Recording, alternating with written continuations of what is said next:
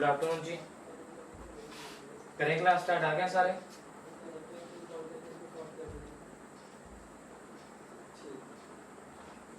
तो अभी आप मतलब ये है वेट ही करना पड़ेगा अभी जब तक आपकी मेल नहीं आती है। ठीक है ठीक है थैंक यू। बस जी बस। ठीक है ठीक है ठीक है। पता क्या है सर, ये बिजनेस अकाउंट है।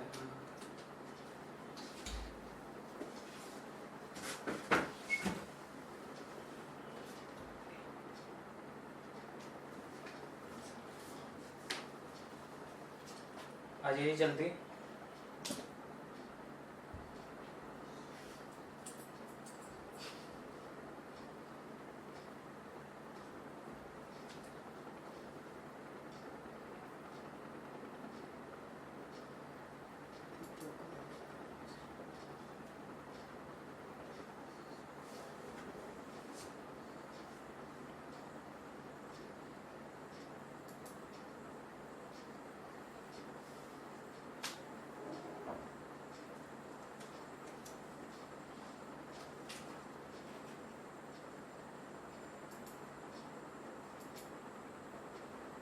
अभी स्टूडेंट आ रहे हैं बाकी, तब तक आप बता दीजिए कल की क्लास में डाउट है किसी को कुछ? अभी तक जितने लेक्चर हुए हैं उसमें किसी को डाउट है कुछ?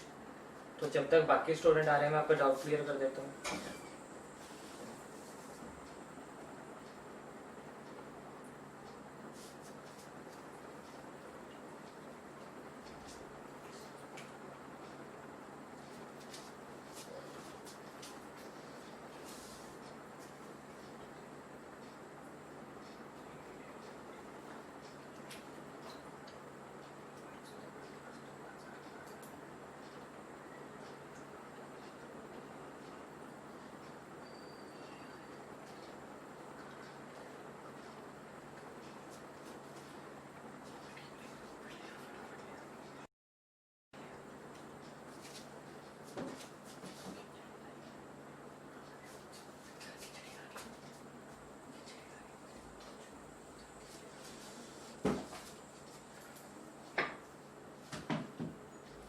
दो मिनट में जल्दी से आ जाइए जी।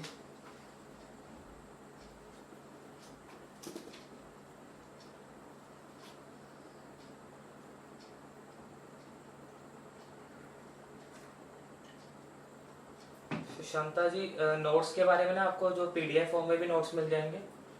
और कल की क्लास में मैंने आपको बताया था कि जितने भी हम नोट के अंदर चीज़ें लिख रहे हैं वो एज अ शॉर्ट नोट्स आपके काम आ जाएंगे, तो उससे आप जो है नोट्स जो है प्रिपेयर कर सकते हो।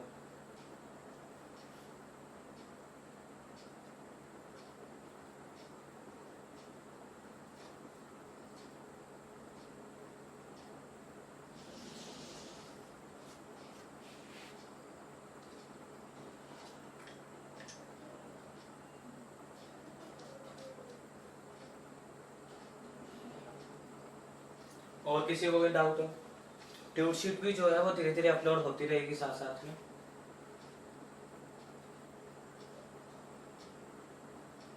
हाँ जी करो जी, उसके लिए आई थिंक पंजाबी का होना मस्ट है, तो आप पंजाबी का एग्ज़ाम दे सकते हो।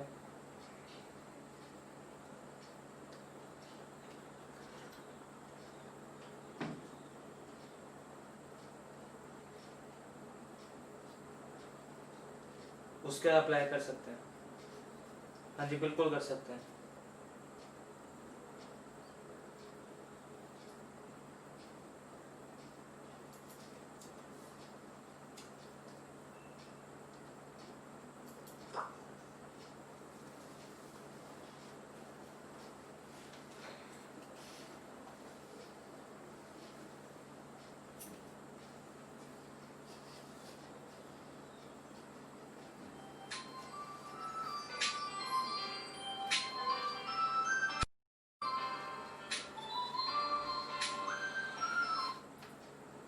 Hello hello hello. हाँ जी हाँ जी हाँ जी।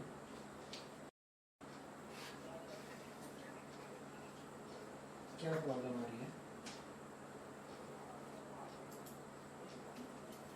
नहीं पेमेंट की है, ऊपर नहीं है क्लास। जल्दी से आ जाइए, आज स्टूडेंट काफ़ी कम आए हैं।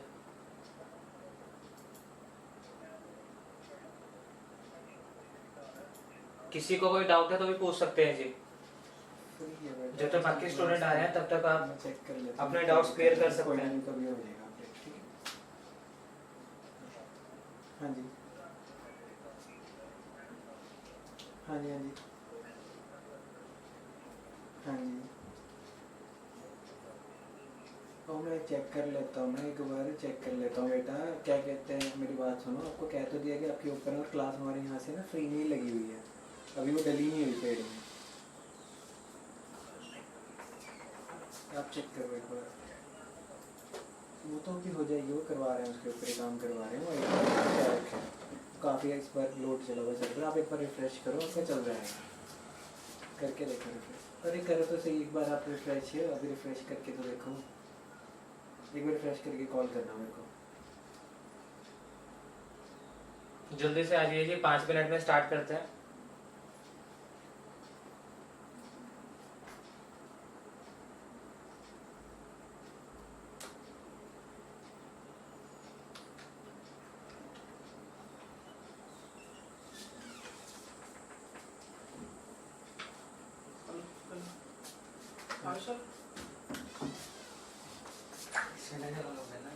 खिचड़ी खा लोगे तो मैंने ना वो स्पीकर ऑन किया था, उसमें आवाज आ रही थी खिचड़ी खा लोगे। अरे क्या कहते हैं, कोई दिक्कत है? आज की ना क्लास आपकी लॉक कर रखी थी। अच्छा लॉक कर रखी है। हाँ अच्छा तभी वो चित्र बोल रहा है बार बार। हाँ, आपको उसमें आ रहा है? नहीं नहीं, वो मैसेज आया उसको मुझे हम्म। इस पे। अभी थर्ड है लेक्चर, फोर्थ आज? फोर्थ तभी अच्छी तो 6 बच्चों ने खरीदा है क्या लेक्चर? हमें 6 बच्चों को खरीदना होना चाहिए, या किसी और पैकेज से नहीं, तो नहीं पैकेज से नहीं खरीद सकते।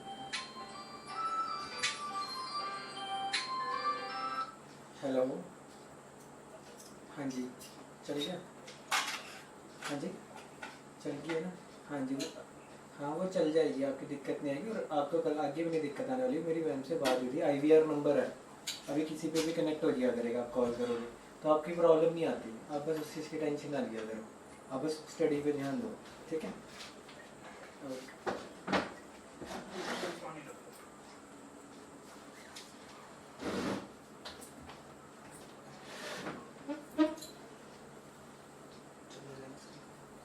अब आगे बच्चे मैंने लॉक कर दिया। नहीं कोई नहीं, गेट वालों को भी लॉक नहीं किया आपने अभी, मतलब ना वो भी नहीं आया आज। हाँ है ना? हाँ, करो करो करो बेचारा। उनको तो मैं सोच रहा हूँ 1400 वाला पैकेज डालूँ, ट्रिपल आएंगे जो पूरे जो मैकेनिकल वाले 1400 उनको सर एक दिया तो है पहले भी 1000 रुपये में, तो वो कौन सा दिया?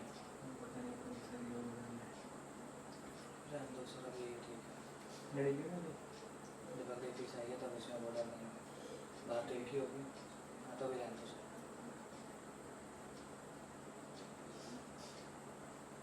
अच्छे आ गए, बाकी वो समझ करना है। मैं बात कर लूँगा कितनी में? कर लो सर।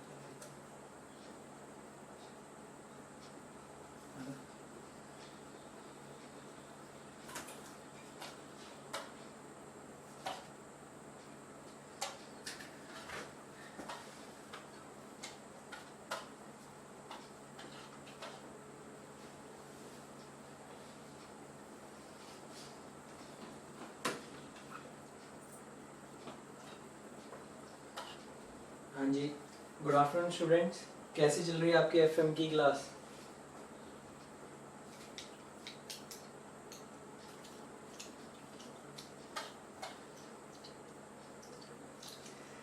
एक छोटी सी 5 मिनट के लिए बात करने आए हैं आपसे। कितनों ने SSC JEE का फॉर्म फिल करा हुआ है इस साल वाला?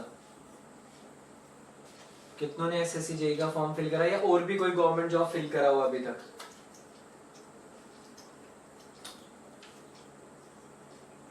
कोई भी गवर्नमेंट फॉर्म फिल करा हो अभी तक? करुण जी कौन सा भरा हुआ है बताइए फटाफट से। एसएससी जेई भरा हुआ है। बाकी किसी ने कोई भी गवर्नमेंट जॉब अब तक भरा हुई, एससी गेट,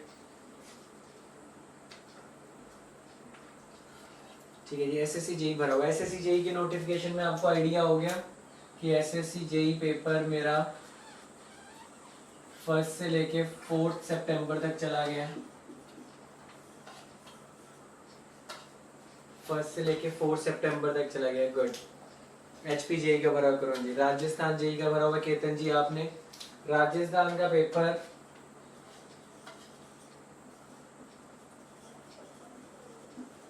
RSM SSB जी। हिमाचल से भी होंगे students, okay. Kushagra Tyagi ji gate भरा हुआ है, very good. Kushagra Tyagi ji gate. उसके बाद एचपी में भी निकली है, एचपी यूनिवर्सिटी में निकली है जेई की, जेई सिविल की जॉब्स निकली हैं। बीटेक डिप्लोमा सब एलिजिबल है। केएमसी भरा हुआ West Bengal, Sushant Raju, very good. KMC JE plus Sushant ji M BTech वालों के लिए एई की जॉब भी आ चुकी है वहां पे। तो पहले दीपक कुमार जी गुड, एई का भरा हुआ है। मानस जी वेरी गुड, गेट का भरा हुआ है। तो अगर आप देख रहे हैं ग्राफ में, अगर मैं बात करूं, अभी तक ना बहुत ज्यादा चल रही है जी, पेपर नहीं होंगे इस साल, तो कोरोना वायरस आ गया है, तो इस बार तो जॉब्स निकलनी नहीं है, अब कोई फायदा नहीं प्रिपरेशन का। ऐसी मार्केट में बहुत ज्यादा बात चल रही है। आप रेगुलर स्टूडेंट हो इसलिए मैं आपको बता रहा हूँ, बहुत ज्यादा चीजें चल रही नहीं है। ये सब आपने मुझे बताया है, ये सारा दायरा किसने बताया है? आपने मुझे बताया कि भाई इतनी जॉब्स तो आ चुकी हैं, इतनी जॉब्स तो हमारी निकल चुकी हैं। तो जी सबसे पहले माइंड में ये ले लीजिएगा, अगर आप डे 1 है आपका प्रिपरेशन का, आज पहला दिन है प्रिपरेशन का, तो आप ध्यान रखिएगा जो बहुत प्रिपेयर भी कर रहे थे ना, कोरोना वायरस की वजह से घर पे बहुत लेयर मोड पे आ चुके हैं। लेयर मोड मतलब पता क्या होता है? कोई उठने का, कोई जाने का, कोई आने का कोई टाइम नहीं है, सब ऐसे ही। सुशांत जी गेट के नोटिफिकेशन का तो फिक्स्ड है, उसको पता है उसको फेब में पेपर लेना है, तब तक कोरोना वायरस के इफेक्ट सारे खत्म हो जाएंगे। अगर गेट की अगर आप बात करते हो ना, अगर मैं पीएचडी की बात करूं, आईआईटीज ने सारी पीएचडी के अपने जो भी रिक्रूटमेंट करनी थी, इनटेक करनी थी, कर ली है। आईआईटी रोपड़ की बात करें, कल उसकी पीएचडी की इंटरव्यूज थी। इसका मतलब क्या, प्रोसेस नहीं रुक रहे किसी के। हाँ डिले हो गए हैं बट प्रोसेस कोई रुक नहीं रहा। और अब क्या होगा, मैक्सिमम जॉब्स आएंगी, क्योंकि क्या होने वाला है, गवर्नमेंट के साथ हम भी कुछ प्रोजेक्ट्स कर रहे हैं। अब गवर्नमेंट का ध्यान इधर उधर करना है, लोगों का ध्यान, ये ना कहेंगे इकोनॉमी डाउन जा रही है जी आपने ये नहीं करा, तो इस टाइम पे सबसे ज्यादा गवर्नमेंट जॉब आने के चांसेस है। सेकंड, कंपटीशन बढ़ेगा कैसे? जो लोग प्राइवेट में थे उनको भी लोग निकाल रहे हैं बाहर, आपको दिख ही रहा होगा जॉब्स कितनी शंट आउट हो रही हैं, तो वो भी सोचेंगे हम गवर्नमेंट की तैयारी करेंगे। बट जब तक वो सोचने की तैयारी करेंगे तब तक आप यहाँ से 50 to 60% कोर्स आगे चला गया होगा आपका। तो ये परफेक्ट टाइम है कोरोना वायरस वाला, जिसमें स्टूडेंट के लिए कोई डिस्ट्रैक्शंस इतनी नहीं है, घर पे बैठा तैयारी कर सकते हैं। काफी बार जब आप अकेडमीज में भी आते हो हमारे पास, तो सबसे बड़ी प्रॉब्लम है सर छुट्टियां नहीं दे रहे, छुट्टी नहीं मिल रही है मुझे, ऐसी प्रॉब्लम्स बहुत ज्यादा चलती है। तो ऐसे केसेस में आपको क्या ख्याल रखना है, अभी अगर आप तैयारी करोगे, जोन दिखा रहा हूं मैं आपको अभी जो करंटली है, ठीक है जी। चेतन जी पंजाब में भी आने वाली है, आप उस चीज की चिंता ना करिए कि पंजाब में नहीं आई, पंजाब में भी आने वाली है, ठीक है, सब में आने वाली। पंजाब गवर्नमेंट के वैसे भी 1.5 ईयर 2 इयर्स रह गए हैं, तो वो भी बहुत ज्यादा निकालेंगे। तो मेरा सिर्फ इतनी रिक्वेस्ट है आपसे, अगर आप प्रिपरेशन कर रहे हैं तो अभी पूरी जोर लगा के करिए, क्योंकि ये सारे आपको कहीं ना कहीं फ्रूटफुल रिजल्ट देंगे। अभी आप सबको ये है कि पता नहीं है जॉब आ रही है नहीं आ रही है, अब मैं इसे साल पहले ले जाता हूँ, 1 साल पहले चले जाते हैं हम 2019 में, समझिएगा मेरी बात को भाई। 2019 से लेके मार्च 2020 तक जॉब्स ही नहीं आ रही। मार्च 2019 या पिछले साल हिमाचल से आपने भरा, हिमाचल की मैं बात करूं, राजस्थान की इवन मैं बात करूं, आरपीएससी एई का पेपर का इतना बड़ा इश्यू था, इन सब में कहीं पे भी जॉब नहीं आई थी। तो अगर आप कहते हो कोरोना वायरस के कारण जॉब नहीं थी, उससे पहले तो जॉब आई नहीं, तो जिसकी तैयारी बहुत पीक में थी 2019 में, बहुत अच्छी पीक पे तैयारी, मतलब बहुत अच्छे कॉन्सेप्ट से, उसकी सिलेक्शन भी नहीं हुई। क्यों? वो पेपर डिलीवर ही नहीं कर पाया। आपने गन तो लोड कर रखी है बट शूट करने का टाइम ही नहीं मिला।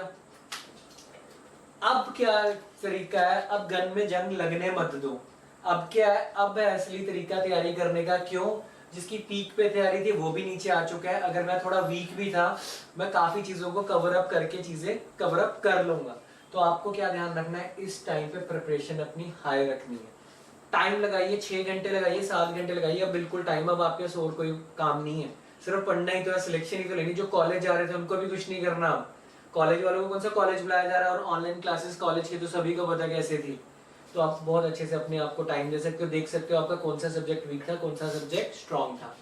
सेकंड, अब आपको सर ही कंटिन्यू करेंगे, मैंने सिर्फ एक इंट्रोडक्शन करनी थी, क्लासेस कैसे चल रही थी उसके लिए थैंक यू, बाकी आपको सर ही कंटिन्यू करें। बट देखिए ये जोन बहुत अच्छा है, ग्राफ है जो बहुत जॉब्स के और भी आने वाली हैं, तो अपनी तैयारी रखिए पूरी perfectly, right. It's Nipun Sail signing out for now, thank you. कोई फर्क नहीं पड़ता अगर आपको 1 मंथ भी हुआ है, चाहे तैयारी कैसे करें, मेरे पास नोट्स नहीं, 1 ही मंथ हुआ तैयारी करने का, कोई बात नहीं, 1 ही मंथ हुआ, जितने सब्जेक्ट्स हुए उसको कवर अप करिए।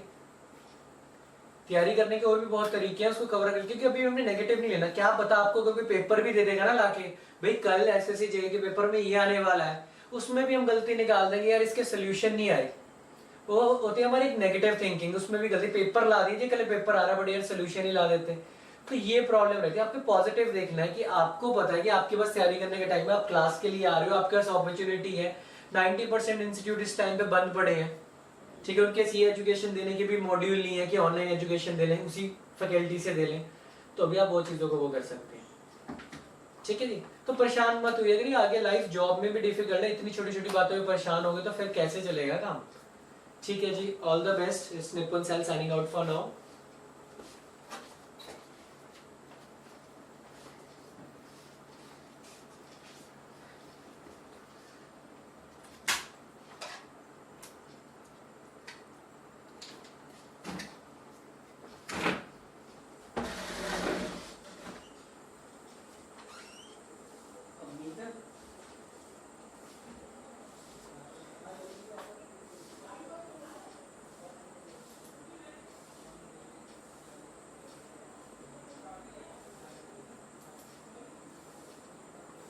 करिए स्टार्ट।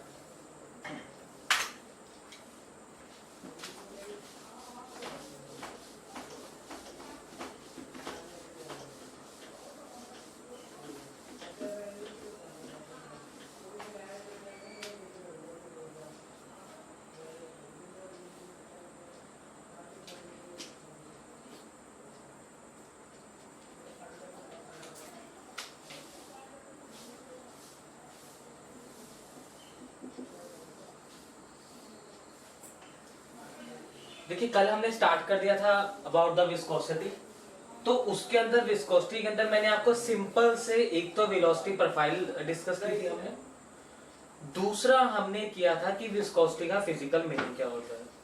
तो विस्कोसिटी के जब फिजिकल मीनिंग की हम बात करते हैं तो उसके अंदर हमने सिंपली क्या देखा था कि विस्कोसिटी का सिंपली मतलब होगा रेजिस्टेंस टू फ्लो।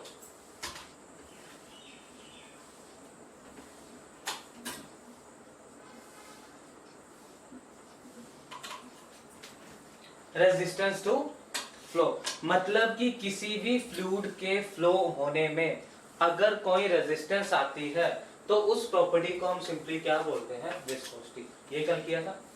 उसके बाद मैंने आपको बोला था अगर मैं 2 फ्लूइड को कंपेयर करता हूं, एक मैं वाटर लेता हूं और एक हनी लेता हूं, और दोनों को अगर मैं सेम अमाउंट ऑफ फोर्स लगाता हूं तो वाटर आपका ज्यादा फ्लो करेगा और हनी आपका कम फ्लो करेगा। जिस प्रॉपर्टी के कारण आपके पास उसके फ्लो में वेरिएशन आ रही है, that property is known as a viscosity, ठीक है। उसके बाद हमने अलग अलग वेलोसिटी प्रोफाइल को स्टडी किया था। आगे आपको सारी वेलोसिटी प्रोफाइल समझ में, ठीक है। तो आज हम क्या करेंगे, उनमें से एक स्टैंडर्ड वेलोसिटी प्रोफाइल को कंसीडर करते हैं जो कि मेरे पास थी।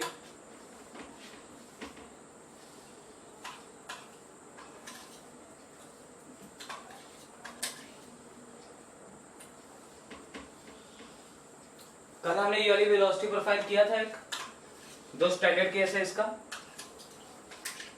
इस केस के देखिए यहां से हम shear force apply, fluid flow हो रहा है, ठीक है। इस ओर हम देखते हैं इसकी वेलोसिटी इन एक्स डायरेक्शन, और इस ओर मेरे पास आ जाएगी इसकी जी डिस्टेंस, ठीक है। हमने क्या देखा है, जैसे जैसे डिस्टेंस आपके पास बढ़ता जाएगा फ्लूइड की वेलोसिटी बढ़ती जाएगी, इट मींस उसकी विस्कोसिटी क्या होती जाएगी, कम होती जाएगी। ठीक है, तो यहाँ पे मैं क्या कर रहा हूँ, सिंपली फ्लूइड की दो लेयर्स को कंसीडर कर रहा हूँ। ये मेरे पास एक लेयर है और ये मेरे पास दूसरी लेयर है। इस लेयर की वेलोसिटी अगर मैं यूं मानता हूं तो ऊपर वाली लेयर की वेलोसिटी कहीं ना कहीं इससे ज्यादा है। इतना हमें पता ज्यादा है तो हम क्या बोलते हैं कि इसमें वेलोसिटी के अंदर कुछ एक इंक्रीमेंट हुआ होगा, जिसे कि हमने क्या बोल दिया जी, डी यू बोल दिया। तो ऊपर वाली लेयर की वेलोसिटी क्या आ जाएगी जी, यू प्लस डी यू। इतना सब आया। वो डी यू इनके बीच में क्या आ जाएगा जी, ये दोनों लेयर के बीच में जो वेलोसिटी का डिफरेंस है वो कितना है, डी यू। इतना समझ में आ रहा है, क्लियर है। अब दो लेयर्स के बीच में ये डिस्टेंस क्या वाई है, इस ओर जाएंगे तो वाई डिस्टेंस की ओर जाएंगे, तो इन दो लेयर के बीच में कुछ डिस्टेंस का भी डिफरेंस होगा, तो उसको मैं क्या मान लेता हूं जी, डी वाई। बोलिए जितना समझ में आ रहा है, नहीं आ रहा है, उसको मैं क्या मान लेता हूं, डी वाई। तो जो विस्कोसिटी का कंसेप्ट है, कहीं ना कहीं इसका जो हमें कंसेप्ट मिला है वो हमें इसका कंसेप्ट दिया है जी न्यूटन ने। इसका कंसेप्ट हमें किसने दिया है, न्यूटन ने दिया है। ठीक है, तो न्यूटन ने सिंपली क्या बोला, विस्कोसिटी को डिफाइन करने के लिए न्यूटन ने एक लॉ बनाया जिसका नाम है Newton law of viscosity. Most important, जिसका नाम क्या है मेरे पास, न्यूटन लॉ ऑफ विस्कोसिटी, जिसका नाम मेरे पास क्या है, न्यूटन लॉ ऑफ विस्कोसिटी। अब देख लीजिए न्यूटन लॉ ऑफ विस्कोसिटी बोलता क्या है, according to Newton law of viscosity shear stress is directly proportional to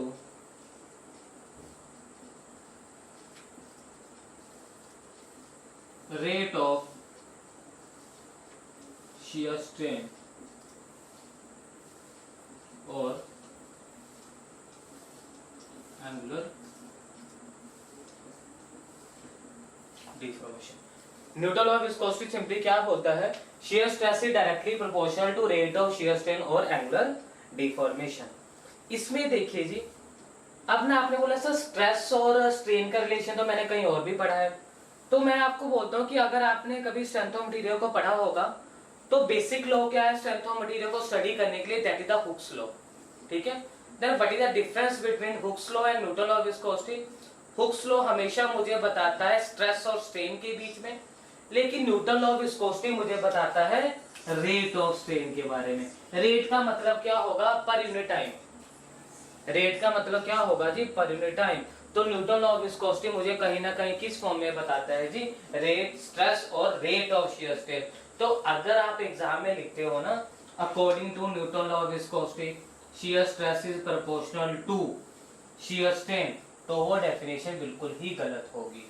तो जो इसको पूरा का पूरा डिफाइन करेगा, जस्टिफाई करेगा, वो आपके पास क्या रहेगा जी,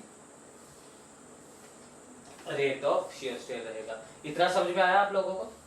तो अगर इस डायग्राम जो मैंने स्टेटमेंट लिखी, अगर इस स्टेटमेंट को हम न्यूमेरिकल फॉर्म में लिखते हैं तो मेरे पास सिंपली क्या होगा कि जो आपके पास शियर स्ट्रेस होगी वो डायरेक्टली प्रोपोर्शनल होगी rate of shear strain.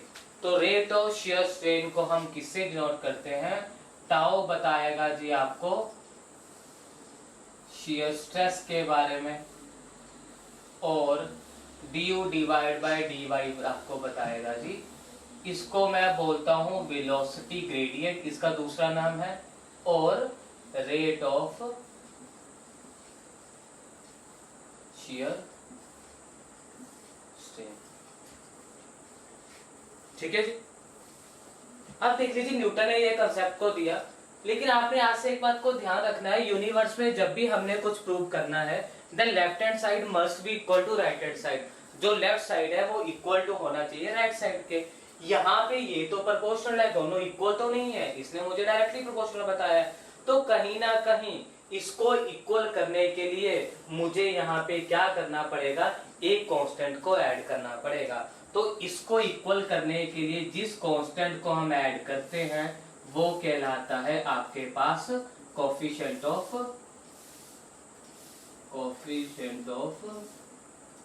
Viscosity, और जिसे कि दूसरा नाम क्या है जी, dynamic viscosity. Coefficient of viscosity और जिसका कि दूसरा नाम क्या है जी, डायनामिक विस्कोसिटी। इतना समझ में आया आप लोगों को? ठीक है। हमेशा रखना आपको ना दिक्कत कहाँ पे आएगी, जब भी कभी लीनियर डिफॉर्मेशन का मतलब क्या, अगर वो सीधा चल रहा है, स्ट्रेट डायरेक्शन में हो रहा है, तो आप हमेशा लेते हो du डिवाइड बाई dy। लेकिन जब भी आप एफएम के अंदर कभी भी रोटेटिंग बॉडी को पढ़ेंगे, रोटेशनल मोशन को पढ़ेंगे, सर्कुलर मोशन को पढ़ेंगे, तो वहां पे आप हमेशा ही किसको कंसीडर करते हो, एंगुलर डिफॉर्मेशन को। समझ में आया नहीं आया कि आपने जो है वो स्ट्रेट के अंदर क्या यूज करना है, और जब आपके पास सर्कुलर आ जाएगा तो क्या करना है, लिख दे रहा हूं मैं नोट के अंदर जी, नोट, ठीक है जी। फॉर लीनियर मोशन ये आ जाएगा जी du डिवाइड बाई dy, और for angular deformation, for angular deformation tau किसकी इक्वल आएगा, mu D theta divide by dt। क्या मतलब हुआ जी, थीटा एंगल होगा, टी क्या होगा, विद रिस्पेक्ट टू टाइम। तो इसे कब यूज करना है आपने, tau is equal to mu du divide by dy for a linear motion, and for the angular deformation हम किसको यूज करेंगे जी, tau is equal to mu D theta divide by dt। बताइए जी, किसी को इसमें कोई डाउट है या नहीं है? अब एग्जाम में इसमें क्या क्या पूछा जाता है, एक तो देखिए जी सिंपल न्यूटन और विस्कोसिटी क्या है, ठीक है। दूसरा आ जाएगा du डिवाइड बाय dy का मतलब क्या होता है, ठीक है। थर्ड आ जाएगा जी कि d theta divide by dt कब यूज करते हो, और du डिवाइड बाय dy कब यूज करते हो। बता दीजिए यहाँ तक किसी को कोई डाउट है? अगर डाउट नहीं है तो हम आगे स्टार्ट करते हैं, अगर इसमें आपको कोई डाउट है तो पूछ सकते हैं जी। बताइए जी, किसी को कोई डाउट है इसमें? बताइए जी, किसी को कोई डाउट है इसमें या नहीं है?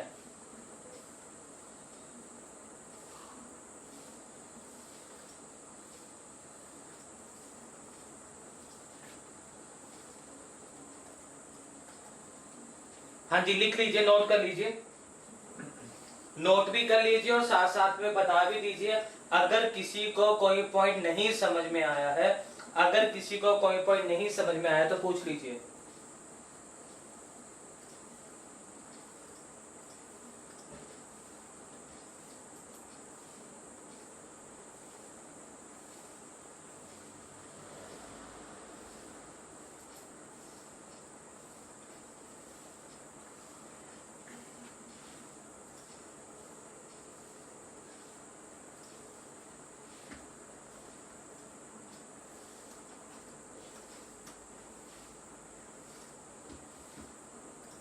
करुण कुमार जी, एंगुलर डिफॉर्मेशन का मीन्स होगा जब भी आपके पास कभी रोटेशनल मोशन की बात होगी, सर्कुलर मोशन हो, ठीक है, कुछ ऐसा मोशन, वोर्टेक्स मोशन, ये वाला मोशन, जब भी कभी इस मोशन की बात होगी तो उसे हम कौन सी बोलते हैं जी,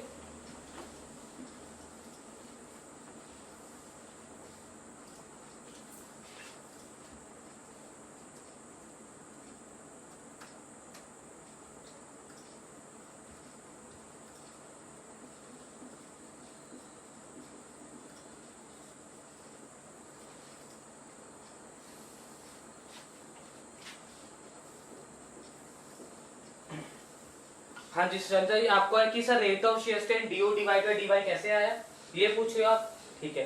देखिए मुझे सिंपल बताइए, आप ना शियर को भी छोड़ दीजिए, अगर मैं सिंपल स्ट्रेन की बात करता हूँ, स्ट्रेन मुझे कहीं ना कहीं किसके बारे में बताता है,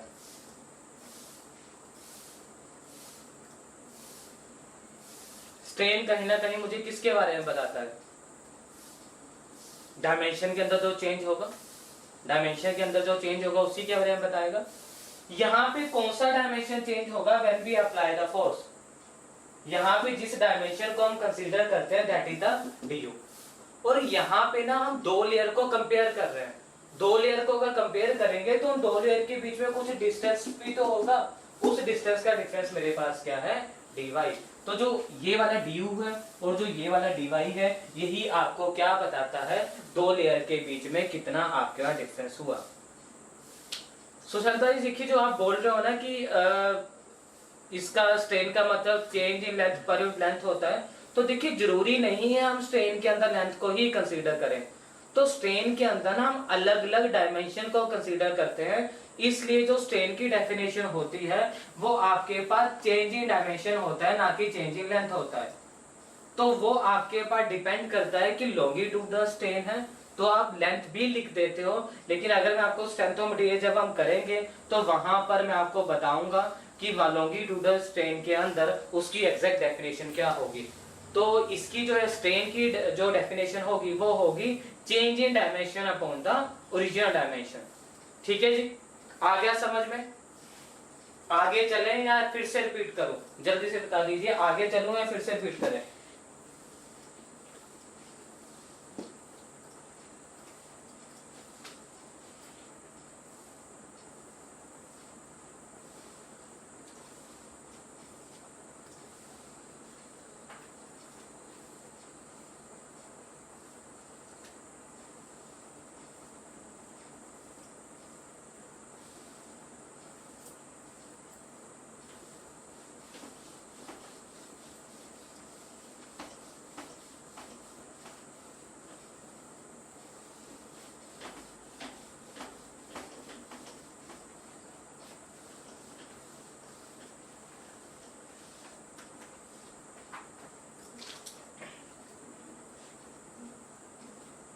ठीक है जी, तो अभी हमने क्या देखा कि जो आपके पास टाउ होगा वो होगा mu bu divide by dy के इक्वल, यही होगा। इसके अंदर जो टाउ है वो शियर स्ट्रेस है, du divide by dy rate of shear strain, और इसका दूसरा नाम वेलोसिटी ग्रेडियंट भी है, और म्यू को मैं कोफिशिएंट ऑफ विस्कोसिटी और डायनामिक विस्कोसिटी भी बोलता हूँ। आया इतना समझ में? ठीक है, अब यहां से देखिए, मैं यहां से म्यू की वैल्यू निकाल सकता हूं। म्यू को मैं सिंपली ये लिख सकता हूं, mu is equal to tau du divide by dy। Tau upon du divide by dy लिख सकता हूं ना मैं, tau upon du divide by dy। तो ये किसका आ जाएगा जी? विस्कोसिटी को। तो विस्कोसिटी किसके इक्वल आ गया जी? Tau upon du upon dy। तो यहां से मेरे पास विस्कोसिटी की एक तीसरी डेफिनेशन बनती है, जो कि मुझे सिंपली क्या बोलता है, viscosity can also be defined as, viscosity can also be defined as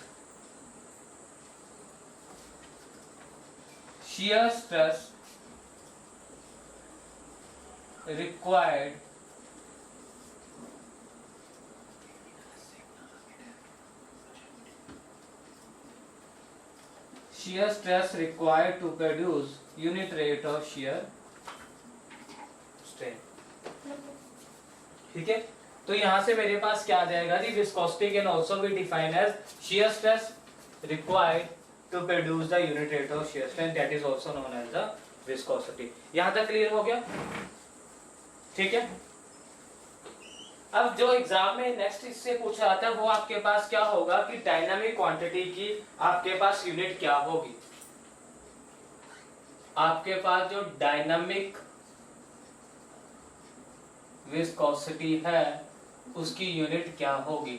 तो डायनामिक विस्कोसिटी की जो आपके पास यूनिट आएगी वो आएगी जी न्यूटन सेकंड पर मीटर स्क्वायर, न्यूटन सेकंड पर मीटर स्क्वायर, ये आपके पास यूनिट होगी किसकी। देखिए, अब आपने असाइनमेंट के लिए क्या करना है, देखिए मैक्सिमम मैंने अभी तक आपको जितनी भी प्रॉपर्टी करवाई है, अभी तक क्लास के अंदर मैंने आपको जितनी भी प्रॉपर्टी करवाई है उन सबकी मैंने आपको यूनिट लिखवाई है, लेकिन यार मैंने ना उन यूनिट को प्रूव नहीं करवाया है, क्योंकि वो आपने 9th 10th स्टैंडर्ड के अंदर कहीं ना कहीं प्रूव की होगी। क्लियर है? तो अब आपने क्या करना है, इसकी यूनिट मैंने लिखी न्यूटन सेकंड पर मीटर स्क्वायर। अब आपने क्या करना है, इसको अलग अलग से ओपन करके आपने देखना है क्या ये वाला इससे आंसर आ भी रहा है या नहीं आ रहा है। देखो आएगा तो इसके इक्वल है, अगर आपका नहीं आया इट मीन्स कहीं ना कहीं आपने गलती की है। तो एग्जाम के अंदर जो आपको यूनिट कन्वर्जन के अंदर भी प्रॉब्लम आती है, तो अगर आप इन यूनिट को प्रूव करते रहोगे तो आपको वहां पर भी कोई भी दिक्कत जो है वो नहीं आएगी। क्लियर हुआ या नहीं हुआ?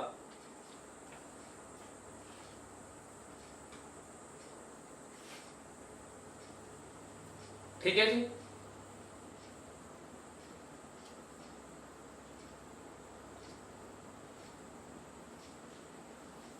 ये आपके पास डायनामिक विस्कोसिटी की यूनिट है, तो ये आपका सेकंड मीटर में है, तो कौन सी यूनिट हुई? ऐसा ही हुआ। ठीक है। अब अगर मैं लिखता हूं सीजीएस यूनिट, इसकी जो सीजीएस यूनिट होगी वो क्या होगी जी? पॉइस होगा। ठीक है, इसकी सीजीएस यूनिट क्या है जी? पॉइस है, जो कि क्या होगा आपके पास। अगर मैं इसमें बात करता हूं सीजीएस के अंदर, तो न्यूटन को, फोर्स को हम डाइन के अंदर कंसीडर करते हैं, ये सेकंड ही रहेगा, और ये सेंटीमीटर स्क्वायर। तो ऑब्जेक्टिव में पूछ लेते हैं कि वन पॉइस किसके इक्वल होता है? One poise is nothing but simply the dyne second per centimetre square. आगे इतना समझ में या नहीं आया? तीसरा क्या है, एग्जाम के अंदर जो आपको विस्कोसिटी दी होती है वो मैक्सिमम टाइम सीजीएस में दी होती है। मतलब मैक्सिमम टाइम आपको जो विस्कोसिटी की वैल्यू गिवन होगी वो आपको सीजीएस यूनिट के अंदर होगी। It means we have to convert the CGS unit into the SI unit. हमें इस वैल्यू को एसआई यूनिट में बदलना पड़ेगा। तो सिंपली क्या है, if viscosity is given in poised, if viscosity is given in poised, मतलब कि अगर विस्कोसिटी आपको सीजीएस में गिवन दी है, if viscosity is given in poise, it must be divided by 10 to get its value in SI unit। Most important है maximum time में आ सकता है कि अगर आपके पास विस्कोसिटी अगर आपके पास पॉइस में दी है तो उसको हम SI के अंदर कन्वर्ट करेंगे। कैसे? If viscosity in given in poise, it must be divided by 10 to convert it into इस SI यूनिट। तो SI यूनिट के अंदर अगर कन्वर्ट करना है तो हमें इसे क्या करना पड़ेगा? कहीं ना कहीं 10 से डिवाइड करना पड़ेगा। आगे इतना समझ में? ठीक है। नेक्स्ट जो आपने नोट के अंदर याद रखना है, देखिए ये क्या है, ये फिक्स है। तो इसमें ना मैं आपको कुछ प्रूव करना है, तो आपको डाइन को जब कन्वर्ट करेंगे तो अप्रोक्सीमेट वो इसी के इक्वल आता है और वहीं से ही एक्सपेरिमेंट किया गया है। लेकिन एग्जाम के लिए यार आपको ना इन यूनिट को तो याद ही रखना पड़ेगा। अगर मैं आपको बोलूंगा सारी यूनिट को प्रूव करो, तो यार प्रूफ आपको आना चाहिए, लेकिन एग्जाम में इतना टाइम नहीं होगा कि आप ना वहां पे बैठ के प्रूफ करो। तो इन सारी वैल्यूज को आपको कहीं ना कहीं याद रखना ही पड़ेगा। ठीक है। Viscosity of water, next viscosity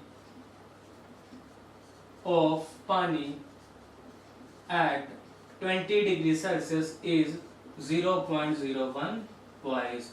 पानी की जो विस्कोसिटी होगी 20 डिग्री सेल्सियस पे, वो आपके पास इक्वल टू आता है जी 0.01 poised. Viscosity of water at 20 degree Celsius is 0.01 poised. कर लीजिए, यहां तक नोट कर लीजिए, यहां तक नोट कर लीजिए। कुछ डाउट है तो पूछ भी लीजिए। यहां तक नोट कर लीजिए, कोई डाउट है तो पूछ लीजिए।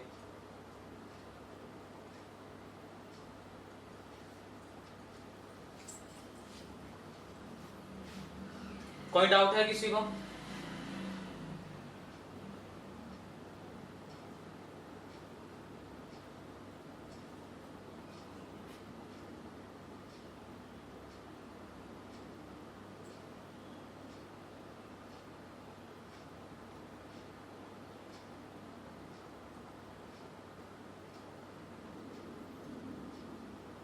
देखिए मैसेज करके बता दीजिए आपको कोई डाउट है या नहीं है।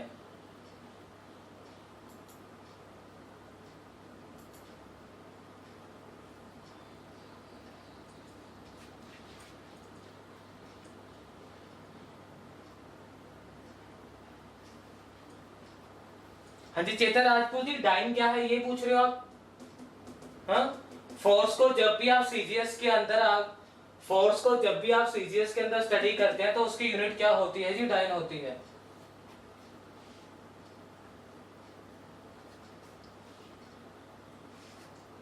बताइए किसी को और डाउट है कोई तो?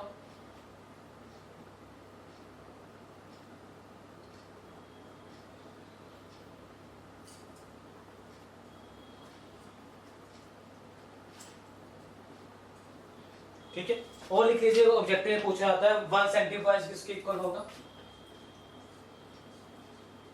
1 centipoise is equal to 1 divide by 100 point. 1 divide by 100 point किसके इक्वल होगा? It is equal to 1 सेंटीफाइज।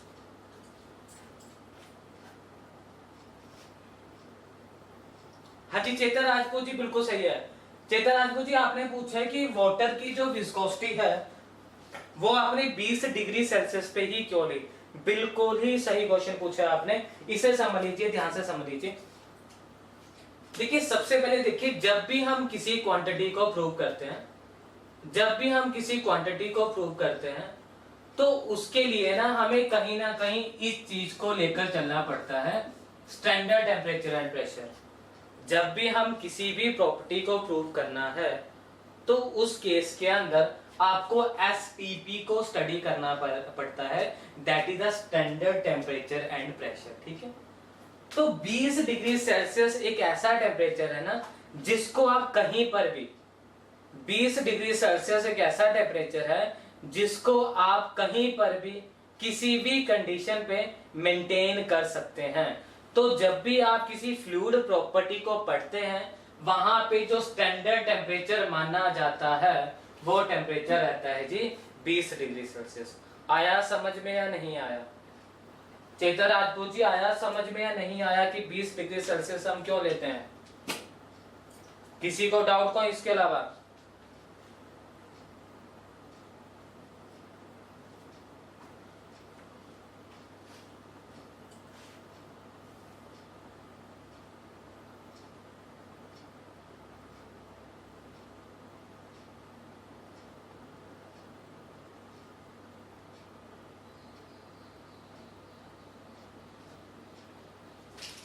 करें फिर आगे स्टार्ट।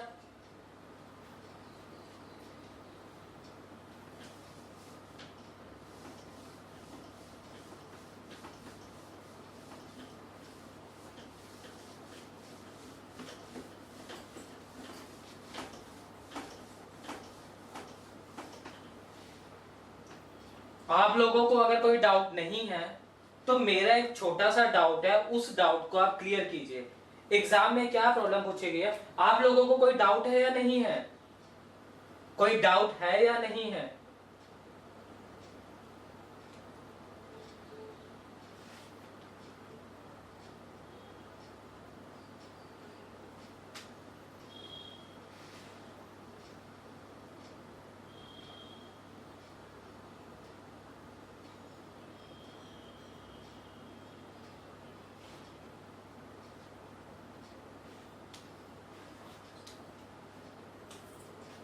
एग्जाम में क्या पूछा गया है? एग्जाम में पूछा गया है if the distance between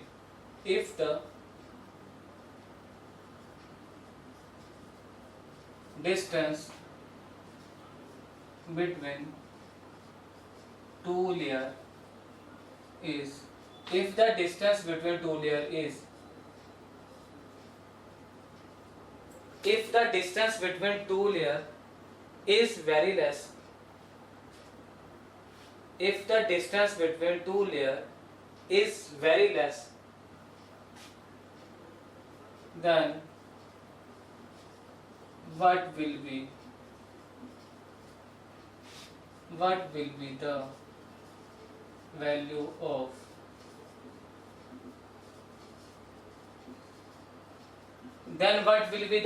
velocity gradient? इसने सिंपल क्या बोला है? If the distance between two layer is very less, fluid की दो लेयर है, अगर उनके बीच में डिस्टेंस जो है काफी कम है तो वेलोसिटी ग्रेडियंट की वैल्यू क्या होगी? आपके पास पूरे 2 मिनट है, 2 मिनट के अंदर मुझे इसका आंसर चाहिए। If the distance between two layer is very less, then what will be the value of velocity gradient. अगर दो लेयर के बीच में डिस्टेंस काफी कम है तो वेलोसिटी ग्रेडियंट की क्या वैल्यू होगी?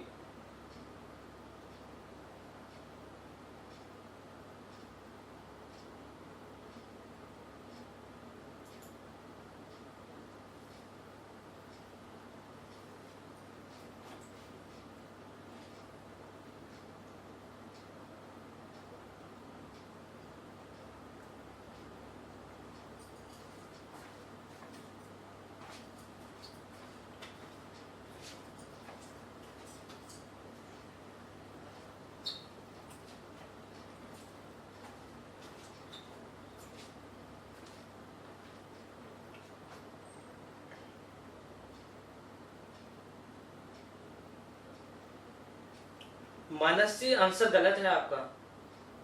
समझिए पहले प्रॉब्लम में क्या पूछा है। स्टेटमेंट को पढ़िए जी, एक बार नहीं समझ में आ रही है 2 बार पढ़िए, 3 बार पढ़िए, आंसर सही बताइए जी बिल्कुल।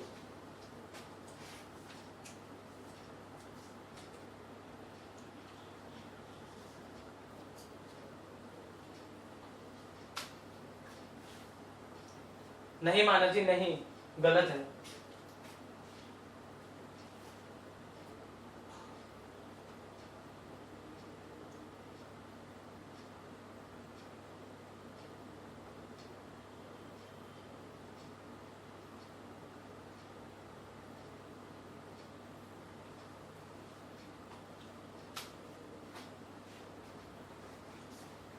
मोहित जी, इनफाइनाइट कैसे हो जाएगा?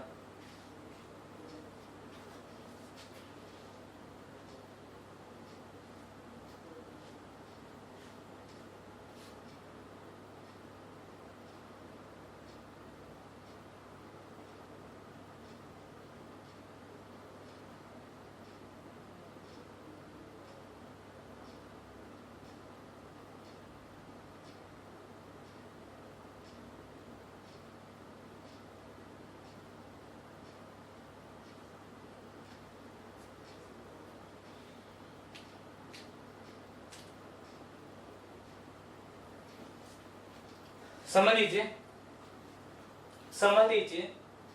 देखिए, मैक्सिमम स्टूडेंट ने आंसर क्या है, 0 लिखा है कि वैल्यू जो है उसकी 0 होगी। चेतन जी, आपका आंसर आया है? क्या आंसर आया आपका?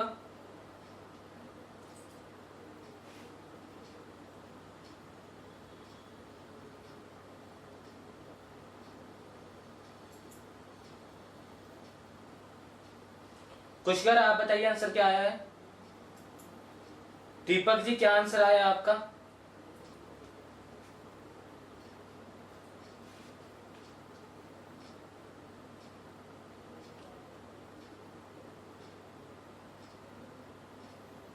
केतन चौधरी जी, 1। समझ लीजिए अब इसे। देखिए, इस प्रॉब्लम को ना करवाने का सिंपली एक ही मतलब है। देखिए, जब भी हम किसी टॉपिक को कंप्लीट करते हैं ना, तो मैक्सिमम टाइम क्या होता है कि चीजें हमें समझ में आ गई होती है। मैक्सिमम टाइम क्या होता है कि चीजें हमें समझ में आ गई होती है। लेकिन एग्जाम के अंदर जब भी उन चीजों को पूछा जाएगा, वो कहीं ना कहीं स्टेटमेंट की फॉर्म में ही पूछा जाएगा। एग्जाम के अंदर जब भी वो कभी पूछेंगे, वो आपको ये तो नहीं पूछेंगे कि बेटा ऐसा करो, विस्कोसिटी के बारे में मुझे बताओ, आपको क्या क्या आता है। वो ऐसा तो नहीं पूछेगा। उसको जो आता है वो आपसे पूछेगा कि आपको वो आता है या नहीं आता है।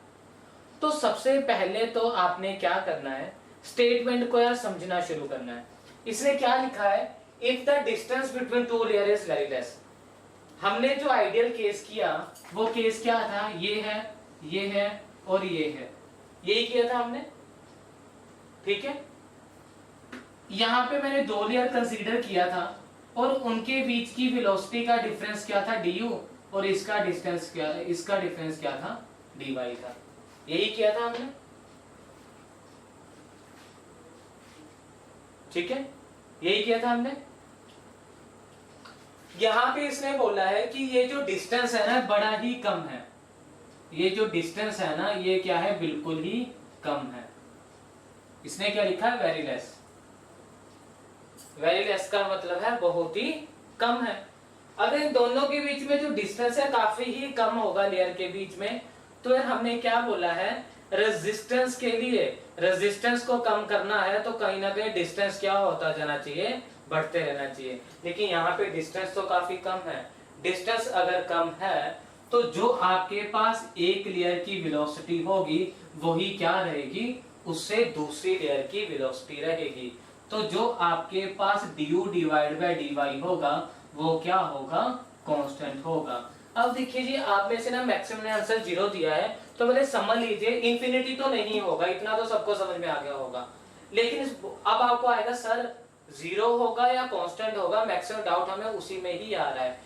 देखिए जब भी आपके पास 0 का मतलब क्या है, 0 मेरे पास क्या है, एक मेरे पास एब्सोल्यूट क्वांटिटी है। 0 का मतलब होता है एब्सोल्यूट वैल्यू, ठीक है। लेकिन जब मैंने आपको विस्कोसिटी पढ़ाई तो विस्कोसिटी के अंदर तो हम कौन से मोशन को लेकर चलते हैं, we always discuss the relative motion. हम हमेशा ही रिलेटिव मोशन को लेकर चलते हैं, तो उसकी वैल्यू ए के विद रिस्पेक्ट टू दूसरे की क्या रहेगी, कांस्टेंट रहेगी, 0 नहीं होगा। सबसे पहले तो मुझे ये बताइए, सबको समझ में आया कि वैल्यू 0 क्यों नहीं होगी, या किसी को डाउट है इसमें भी?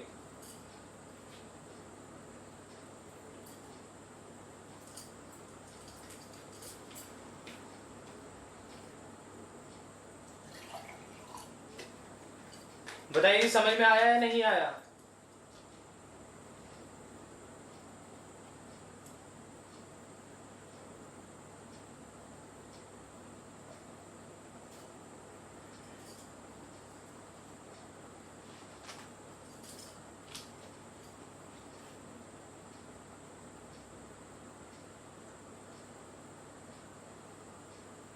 हाँ जी, जल्दी से बताइए आप लोगों को समझ में आया या नहीं आया? अनमोल जी, चेतन जी, दीपक कुमार, करुण कुमार, केतन, कुशगर, मानस, मोहित, शालिनी, बताइए जी समझ में आ रहा है या नहीं आ रहा है?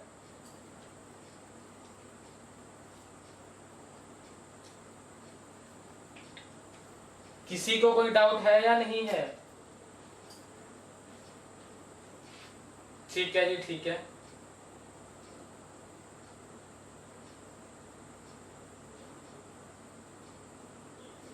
कहते नहीं समझ में आया? देखिए यहाँ पे मैंने क्या बोला कि मेरे पास 2 लेयर्स थी, तो दोनों लेयर के बीच में क्या था, वेलोसिटी के अंदर कुछ डिफरेंस था, जिसे कि मैंने क्या बोल दिया था, du बोल दिया, ठीक है। लेकिन यहाँ पे 2 लेयर के बीच में डिस्टेंस ही काफी कम है। अगर इन 2 लेयर के बीच में डिस्टेंस कम है तो जो एक लेयर की वेलोसिटी होगी वही तो दूसरे की होगी, क्योंकि रेजिस्टेंस कब कम होगी, जब डिस्टेंस बढ़ेगा। यहाँ पे डिस्टेंस ही कम है, तो कहीं ना कहीं वेलोसिटी की वैल्यू क्या रहेगी आपके पास, कांस्टेंट ही रहेगी। इसलिए इसको मैंने क्या लिख दिया जी, du divide by dy is equal to constant. आया समझ में या नहीं आया? क्लियर है?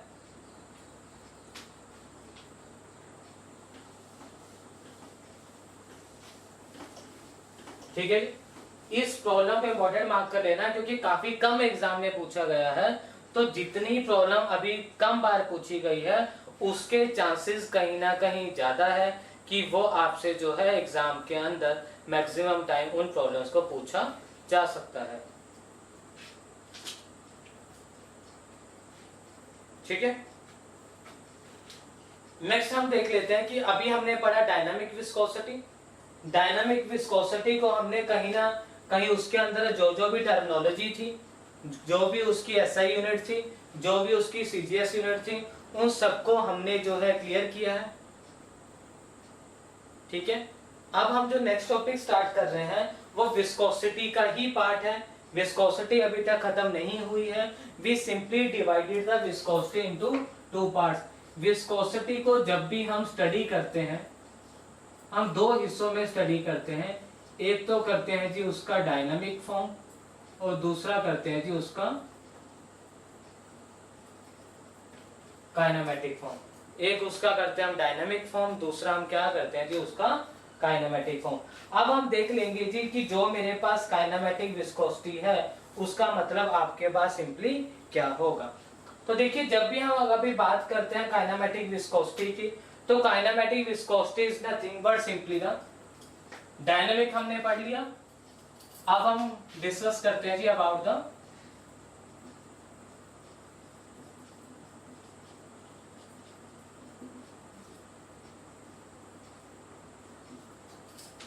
काइनेमेटिक विस्कोसिटी, जिसे कि हम किससे डिनोट करते हैं, न्यू से डिनोट करते हैं।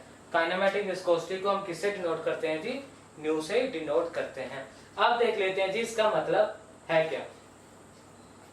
देखिए काइनेमेटिक विस्कोसिटी और डायनामिक विस्कोसिटी तो आप लोगों को क्लियर है, what is the difference between dynamic and kinematics. इसके अंदर आप फोर्स को कंसीडर करोगे, इसके अंदर आप फोर्स को कंसीडर नहीं करोगे। अगर आपने मेरा फर्स्ट लेक्चर देखा होगा, ठीक है, जो कि आज यूट्यूब पर भी है, तो उसमें आप देख सकते हो कि यहाँ पे जो मेरे पास फोर्स है काइनेमेटिक्स के अंदर आप फोर्स को कंसीडर नहीं करते हो। तो फोर्स को हमने नहीं कंसीडर किया, it means kinematic viscosity is nothing but simply the ratio of dynamic viscosity to the density। जब आप डायनामिक विस्कोसिटी को डेंसिटी से डायनामिक विस्कोसिटी को जब आप डेंसिटी से डिवाइड कर दोगे तो आपको हमेशा क्या मिलेगा, तो आपको मिलेगा जी काइनेमेटिक विस्कोसिटी। ठीक है, इसकी यूनिट देख लीजिए। सिंपल, अगर आपके पास डायनामिक विस्कोसिटी की वैल्यू आ जाएगी तो उसको अगर आप डेंसिटी से डिवाइड करोगे तो आपको काइनेमेटिक विस्कोसिटी मिल जाएगी। इसकी यूनिट क्या होगी जी, इसकी एसआई यूनिट रहेगी जी मीटर स्क्वायर पर सेकेंड। तो मुझे बताइए सीजीएस यूनिट क्या हो जाएगी, सीजीएस यूनिट हो जाएगी G centimetre square per second. ठीक है, और इस सेंटीमीटर स्क्वायर पर सेकंड को हम बोलते हैं स्ट्रोक।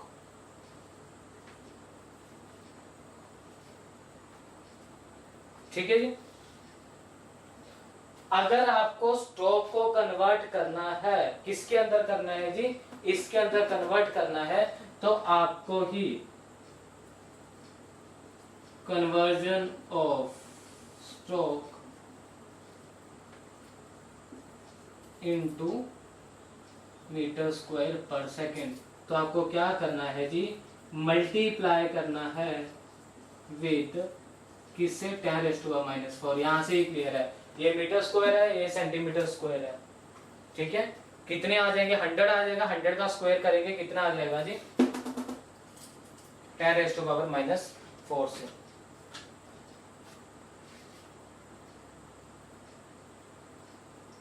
आया समझ में या नहीं आया? ठीक है, तो डायनामिक विस्कोसिटी क्लियर है, काइनेमेटिक विस्कोसिटी क्लियर है, बताइए जल्दी।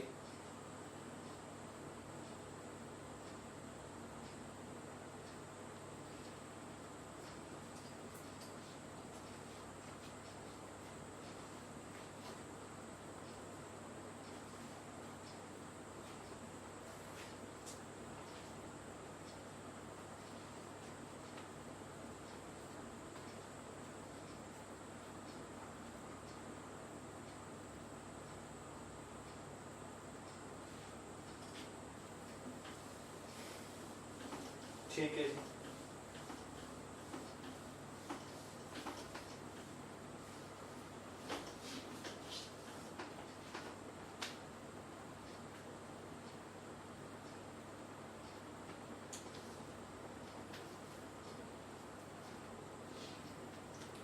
देखिए चेतन राजपूत जी, जो सिंपल विस्कोसिटी है ना, उसके कोफिशिएंट को ही हम डायनामिक विस्कोसिटी बोलते हैं।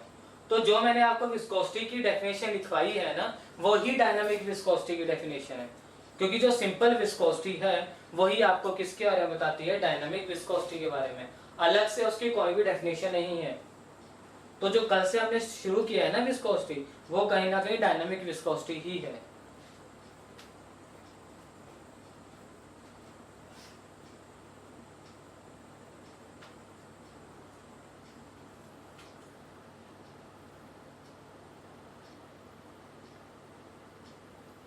आगे देखिए जी, देखिए अभी हमने क्या पढ़ा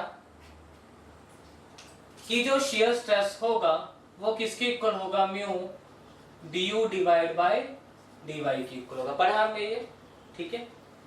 अब आपको पता है स्ट्रेस किसके इक्वल होती है, stress is nothing but simply the force per unit the applied area, force per unit area बोल लीजिए। तो इसमें मैं लिख सकता हूं stress is equal to shear force per unit area is equal to mu du। आपके पास क्या बताता है, du बताता है दो लेयर के बीच में वेलोसिटी का डिफरेंस, du यही बताते हैं आपको, दो लेयर के बीच में वेलोसिटी का डिफरेंस। और dy आपको क्या बताता है, दो लेयर के बीच में डिस्टेंस का डिफरेंस। दो लेयर के बीच में वेलोसिटी का डिफरेंस du होगा और दो लेयर में डिस्टेंस का डिफरेंस क्या होगा जी, dy होगा। इतना समझ में आया।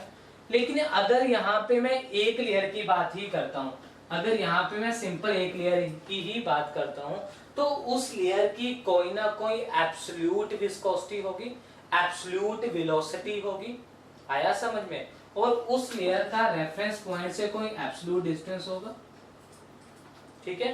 तो यहाँ पे अगर मैं एब्सोल्यूट वेलोसिटी और एब्सोल्यूट डिस्टेंस को कंसीडर करता हूँ, तो एब्सोल्यूट वेलोसिटी को v लिखा और एब्सोल्यूट डिस्टेंस को क्या लिख दिया जी, y लिख दिया। तो मैं ऐसा लिख सकता हूँ f किसकी इक्वल है, mu a v upon y। तो एग्जाम में मैक्सिमम टाइम ऐसा भी होता है कि आपको शियर फोर्स की वैल्यू पूछी होती है। तो शियर फोर्स की आप वैल्यू कैसे फाइंड आउट कर सकते हैं, म्यू आपके पास डायनामिक विस्कोसिटी होगा, a आपके पास एरिया होगा, v आपके पास वेलोसिटी होगा और y आपके पास क्या होगा, डिस्टेंस होगा। तो यहां से आप इसकी वैल्यू को फाइंड आउट कर सकते हो।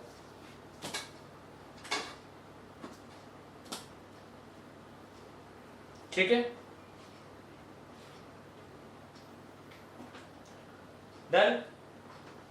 अब हम देख लेते हैं कि विस्कोसिटी के ऊपर किन किन पैरामीटर्स का इफेक्ट पड़ता है, विस्कोसिटी के ऊपर किन किन पैरामीटर्स का इफेक्ट पड़ता है।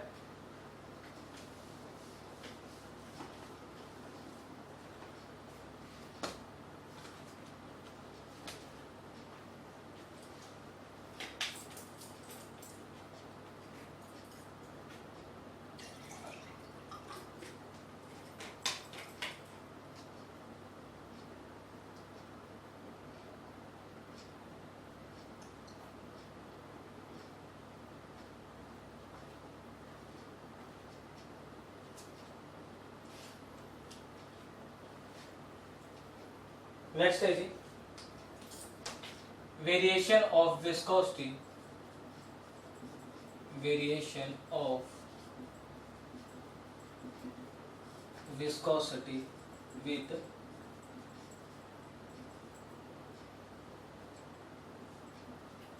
टेम्परेचर, वेरिएशन ऑफ विस्कोसिटी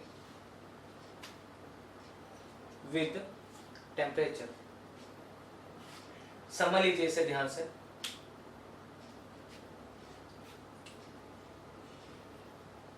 देखिए वेरिएशन ऑफ विस्कोसिटी को पढ़ने के लिए अभी मैं आपको सिंपल सी दो क्वांटिटी के बारे में बताऊंगा, आगे जाकर हम उसे डिटेल के अंदर भी डिस्कस करेंगे, लेकिन इस टॉपिक को पढ़ने के लिए आपको उनके बारे में थोड़ा सा पता होना चाहिए। एक की अगर मैं बात करता हूं कोहेसिव, कोहेसिव का मतलब होता है attraction between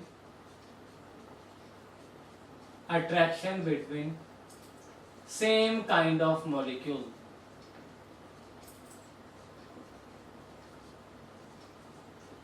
attraction between same kind of molecules, attraction between same kind of molecules को हम क्या बोलते हैं, कोहेसिव बोलते हैं। और एडहेसिव का मतलब क्या होता है,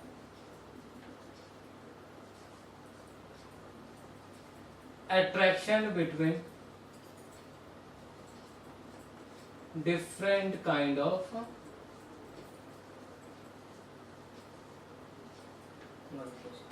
attraction between different kind of molecules को हम लोग क्या बोल देंगे जी, एडहेसिव बोल देंगे। इतना आप लोगों को समझ में आया, नहीं आया? कोहेसिव का मतलब क्या है समझ लीजिए, एडहेसिव का मतलब क्या है मैं आपको एग्जांपल के साथ बताता हूँ। देखिए आपने फेविकोल देखा होगा, है ना, फेविकोल या फेविस्टिक, फेविक्विक, कहीं ना कहीं उसको हम कौन सा मटेरियल बोलते हैं, एडहेसिव मटेरियल बोलते हैं, है ना। उसको हम किस लिए यूज करते हैं, मटेरियल को चिपकाने के लिए। तो जब आप किसी चीज को किसके साथ चिपकाओगे तो हो सकता है ना एक के मॉलिक्यूल्स अलग हो, दूसरे के अलग हो। आया समझ में, नहीं आया? दो चीजों को अगर आपको आपस के अंदर चिपकाना है तो उसके लिए एक के मॉलिक्यूल्स अलग होंगे, दूसरे के मॉलिक्यूल्स अलग होंगे। तो अगर दो डिफरेंट काइंड मॉलिक्यूल के साथ अट्रैक्शन हो तो उसे मैं एडहेसिव मटेरियल बोलता हूँ। अगर सेम मटेरियल के साथ ही आपकी अट्रैक्शन हो तो उसे मैं कौन सा मटेरियल बोलता हूँ जी, कोहेसिव मटेरियल बोलता हूँ। इतना समझ में आया या नहीं आया? क्लियर है? दूसरी एग्जांपल क्या दी है, अगर मैं गिलास के अंदर पानी को डालता हूँ, अगर पानी और गिलास के मॉलिक्यूल्स आपस में अटैच कर जाते हैं तो उसे हम एडहेसिव बोलते हैं।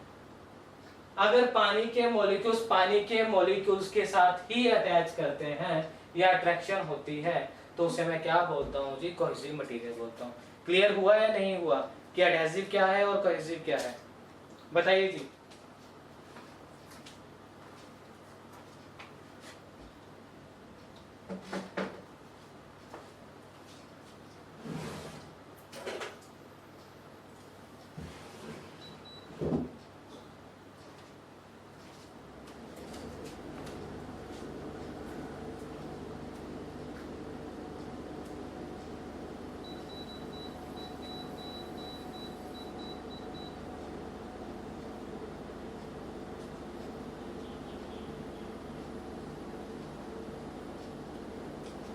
चेतन राजपूत जी, आप कोहेसिव की एग्जांपल पूछ रहे हो। सबसे पहले तो आपने एक बात याद रखनी है ना कि जो आपका वाटर है ना वो कोहेसिव भी है और आपके पास एज वेल एज एडहेसिव भी है। कोहेसिव की अगर हम एग्जांपल करते हैं तो मरकरी कोहेसिव की एग्जांपल है। और दूसरा क्या है ना, दिवाली के दिनों में आपने दिए देखे होंगे। कौन से दिए देखे होंगे? जेली वाले दिए आते हैं, है ना। एक तो आते हैं वो तेल डाल के दिए बनते हैं, दूसरा क्या जो रेडीमेड दिए बन के आते हैं, जेली वाले दिए होते हैं। तो उन जेली वाले दियों के अंदर अगर आप अपनी फिंगर इंसर्ट करोगे तो आप लोग क्या देखते हो कि यार वो जेली ना रेजिस्टेंस प्रोवाइड करती है आपकी फिंगर के ऊपर कि आपकी जो फिंगर है वो जेली के अंदर ना जाए। ठीक है, तो जेली के कुछ एक मॉलिक्यूल्स हैं, उसने आपके हाथ के ऊपर रेजिस्टेंस प्रोवाइड की, आपके हाथ के साथ तो नहीं उसके मॉलिक्यूल अटैच हुए, तो उसे हम कौन सी प्रॉपर्टी बोलते हैं जी? कोहेसिव बोलते हैं। चेतन राजपूत जी, तो मरकरी हो गया, जेली हो गया, all are the properties of the cohesive. आया समझ में या नहीं आया?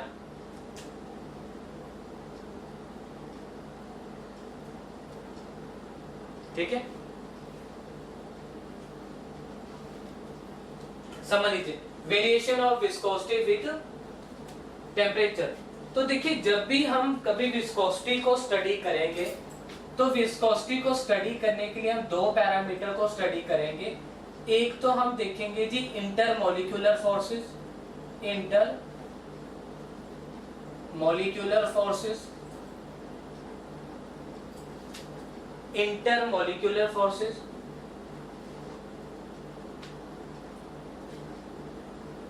हाँ जी, हाँ जी, बिल्कुल। अगर हम बात करते हैं ना वाटर की, तो वाटर मेरे पास एक स्टैंडर्ड फ्लूइड है। अगर आप बैठे हो तो आप अपने नोट से निकालिए, वहां पे हमने एक स्पेसिफिक ग्रेविटी टॉपिक किया था। आई थिंक वहां पे मैंने आपको लिखवाया था कि जो वाटर है वो आपके पास के एक स्टैंडर्ड फ्लूइड है, और वाटर के केस के अंदर जो आपके पास स्पेसिफिक ग्रेविटी होगी दैट इज इक्वल टू 1 होगा।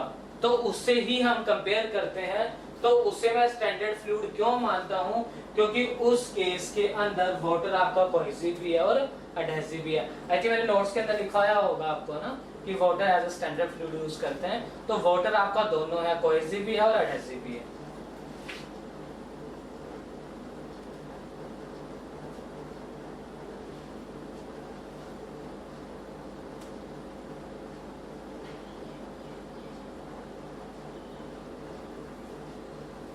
ठीक है, तो हमने क्या बोला, जब भी हम वेरिएशन ऑफ विस्कोसिटी टेम्परेचर देखेंगे तो हम दो पैरामीटर्स के ऊपर डिपेंड करता है। एक तो आपके पास रहेगा जी उसकी इंटरमोलिक्यूलर फोर्सेस, एक तो उसका रहेगा जी उसकी इंटरमोलिक्यूलर फोर्सेस, और दूसरा क्या रहेगा जी मॉलिक्यूल्स मोमेंटम ट्रांसफर। तो विस्कोसिटी को अगर पढ़ना है कहीं ना कहीं तो आपको इन दोनों पैरामीटर को देखना पड़ेगा। एक इंटरमोलिकुलर फोर्स को देखना पड़ेगा और दूसरा मॉलिक्यूल्स की मोमेंटम ट्रांसफर को देखना होगा। ठीक है जी। अब हम क्या करते हैं, जब हम टेम्परेचर की बात कर ही रहे हैं तो एक तो हम देखेंगे जी लिक्विड का केस और दूसरा हम देखेंगे जी गैस का केस। ठीक है। फर्स्ट लेक्चर अगर आपको याद होगा तो वहां पे मैंने आपको लिक्विड की कुछ ऐसी शेप बनाई थी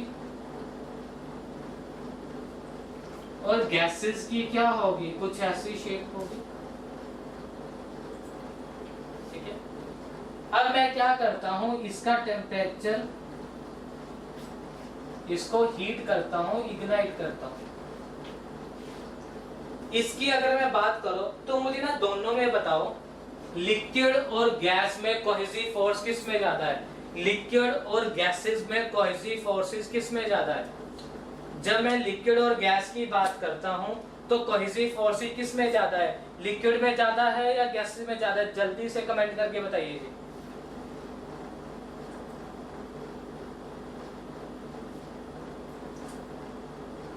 लिक्विड और गैसेस में से कोहेसिव फोर्सेस किसके पास ज्यादा है।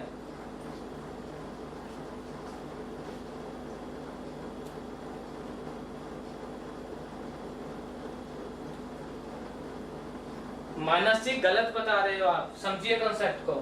कोहेसिव का मतलब क्या है, attraction between same kind of molecules. Gas के केस में तो ये आपस में एक दूसरे के पास दूर दूर भाग रहे हैं, आपस में इनकी बॉन्डिंग जो है वीक है। इन दोनों में से आपस में बॉन्डिंग किसकी स्ट्रॉन्ग है, तो आप बोलोगे सर लिक्विड। लिक्विड की बॉन्डिंग स्ट्रॉन्ग है तो वही तो आपके पास क्या बना, कोहेसिव बना। तो attraction between same kind of molecules को हम सिंपली क्या बोलते हैं जी, कोहेसिव बोलते हैं। ठीक है जी। तो इसमें क्या है, कोहेसिव प्रॉपर्टीज क्या है, ज्यादा है। आगे समझ में नहीं आया किस केस के अंदर, लिक्विड के अंदर। अब मैं क्या करता हूं, अगर इसको गर्म करता हूं, अगर आपने इसको प्रैक्टिकली समझना है ना तो आप हनी की एग्जांपल लीजिए, शहद की एग्जांपल लीजिए। मैं आपको बोलता हूं ना कि मैं ना इस बोतल के अंदर शहद है, मान लेते हैं इस बोतल के अंदर हनी है, और ना इस बोतल से मैंने इस गिलास के अंदर हनी को डालना है। इस बोतल से मैंने इस गिलास के अंदर हनी को डालना है। तो ना मैंने क्या किया, पहले हनी को किया, कुछ एक अमाउंट ऑफ फोर्स लगाई, हनी क्या करेगा जी, धीरे धीरे धीरे धीरे इस गिलास के अंदर आएगा, ऐसे ही होगा। अब मैं क्या करता हूँ, इस बोतल को गर्म करता हूँ। इस बोतल को जब मैं गर्म करूंगा तो कहीं ना कहीं हनी भी क्या होगा, गर्म होगा। और आपने देखा है जैसे आप शहद को गर्म करते हैं तो उसकी वेलोसिटी क्या होती है, बढ़ती है। उसकी वेलोसिटी क्या होती है, बढ़ती है। वेलोसिटी क्यों बढ़ती है, क्योंकि जब भी आप कभी लिक्विड को गर्म करोगे, जब भी कभी आप लिक्विड को गर्म करोगे तो उनके अंदर जो फोर्सेस है ना इंटरमोलिकुलर, वो क्या हो जाएंगी, कम हो जाएंगी। तो with increase in temperature, with increase in temperature velocity आपके पास क्या होगी, velocity of liquid increases, velocity of liquid increase होगी, वेलोसिटी ऑफ लिक्विड इंक्रीज होगी। इट मींस वेलोसिटी बढ़ गई तो विस्कोसिटी क्या होगी, डिक्रीज होगी। बताइए जी समझ में आया या नहीं आया। कल मैंने आपको डिटेल के अंदर करवाया था कि विस्कोसिटी को एनालाइज करने के लिए कहीं ना कहीं हमें वेलोसिटी को पढ़ना पड़ेगा, और वेलोसिटी को पढ़ने के लिए हमने किसको पढ़ा है जी, वेलोसिटी प्रोफाइल को पढ़ा है। इतना आया समझ में या नहीं आया, क्लियर है इतना। सिमिलरली अगर मैं गैस की बात करता हूं तो गैसीय केस में मॉलिक्यूल दूर दूर है, टेम्परेचर बढ़ाएंगे तो मैंने आपको मीन फ्री पाथ का कंसेप्ट बताया था। मीन फ्री पाथ का कंसेप्ट याद है आप लोगों को। तो हमने क्या बोला था, distance travelled bye molecules, distance travelled by two molecules before collision. टकराने से पहले जो दो मॉलिक्यूल के बीच का डिस्टेंस होगा उसको आप लोग क्या बोलते हो जी, मीन फ्री पाथ बोलते हो। तो गैस के केस के अंदर अगर हम बात करते हैं तो हमने क्या बोला है जी, with increase in temperature velocity आपकी क्या होगी जी, डिक्रीज होगी। क्यों? आपस में टकरा जाएंगे तो मूवमेंट कम हो जाएगी। वेलोसिटी डिक्रीजेस एंड विस्कोसिटी क्या हो जाएगी जी, बढ़ जाएगी। बताइए जी, दोनों में किसी को डाउट है? और एग्जाम में मैक्सिमम टाइम ये पूछा ही जाता है, एग्जाम में मैक्सिमम टाइम ये पूछा ही जाएगा। देखिए जल्दी, अब हम क्या कर रहा हूं, मैं YouTube के अंदर भी लाइव क्लास स्टार्ट कर रहे हैं। YouTube के ऊपर लाइव क्लास के अंदर जितने भी मेरे पास स्टेट गवर्नमेंट के एग्जाम है, SSC के एग्जाम है, गेट है, UPSC है, जितने भी मेरे पास एग्जाम हो चुके हैं, उनके जो प्रीवियस ईयर प्रॉब्लम्स हैं उनको हम क्या करेंगे, उस क्लास के अंदर डिस्कस करेंगे। तो आपके लिए अच्छा भी है, आप कंसेप्ट यहाँ पे क्लियर करते रहिए। जो भी आपके पास प्रॉब्लम के डाउट्स भी होंगे, न्यूमेरिकल्स तो मैं आपको क्लास के अंदर करवाते रहूंगा। उसके अलावा यार सारी प्रॉब्लम क्लास में सॉल्व कराना पॉसिबल नहीं है, तो YouTube के अंदर हम क्या करेंगे, जो भी इसकी प्रीवियस प्रॉब्लम्स होंगी हम उसको भी वहां पे पूरा का पूरा स्टडी करेंगे। किसी को कोई डाउट है या नहीं है? चलिए आगे, इसको नोट कर लीजिए, इसको नोट कर लीजिए।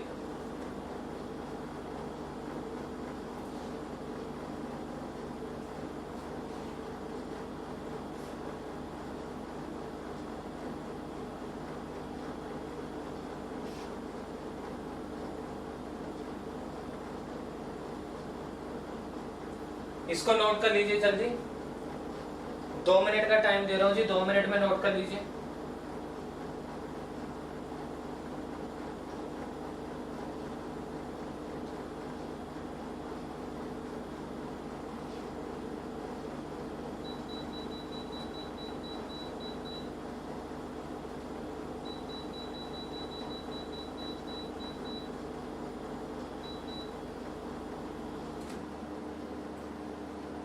हाँ जी चेतन जी, YouTube पे MCQs प्लस न्यूमेरिकल्स भी होंगे,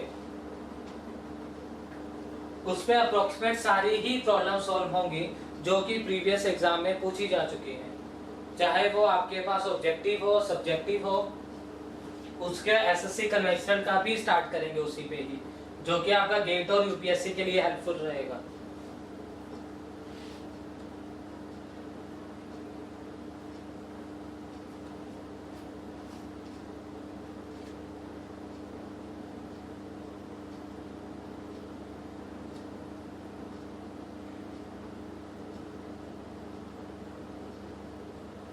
करें आगे स्टार्ट जी,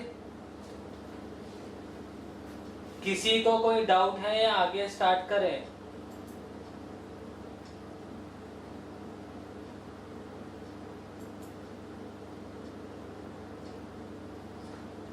दीपक कुमार जी, गैसेस का आप केस पूछ रहे हो, तो गैसेस के केस को समझिए जी। देखिए जब हमारी फर्स्ट क्लास थी तो उसके अंदर मैंने आपको क्या बताया था कि गैसेस के केस में जो इंटरमोलिकुलर फोर्सेस होती हैं वो काफी वीक होती हैं। वीक का सिंपली मतलब क्या होगा, एक मॉलिक्यूल दूसरे मॉलिक्यूल से दूर होता है, मतलब इनकी जो रैंडमनेस होती है ना वो काफी ज्यादा होती है, इनकी जो रैंडमनेस होती है वो काफी ज्यादा होती है। तो जब मैं गैसेस को हीट करता हूं ना तो इन मॉलिक्यूल्स को एनर्जी मिलती है। जब मैं गैसेस को हीट करता हूं तो इन मॉलिक्यूल्स को एनर्जी मिलती है। तो जब इन मॉलिक्यूल्स को एनर्जी मिलती है ना तो ये क्या करते हैं, ये आपका वाइब्रेशन स्टार्ट करते हैं, मतलब कि ये मूवमेंट करते हैं। ये वाला भी घूमेगा, ये भी घूमेगा, और मूवमेंट करते करते ना ये मॉलिक्यूल्स आपस में क्या कर जाते हैं, कोलाइड कर जाते हैं। तो मैंने इन मॉलिक्यूल्स को कोलाइड कर दिया तो कहीं ना कहीं ये चेन फॉर्म में बन गए। इन मॉलिक्यूल्स को जब मैं कोलाइड कर दिया तो कहीं ना कहीं चेन फॉर्म में बन गए। तो अगर एक मॉलिक्यूल को कोई रेजिस्टेंस आएगी वो दूसरे को वो रेजिस्टेंस अप्लाई करेगा, दूसरा तीसरे को करेगा।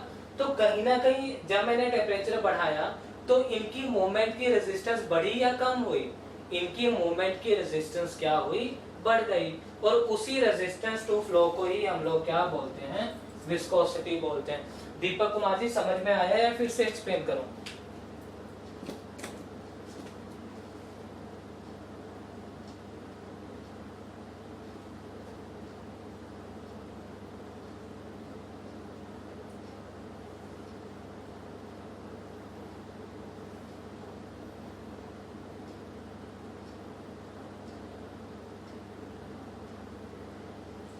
हाँ जी दीपक जी, समझ में आया है? फिर से एक्सप्लेन करो।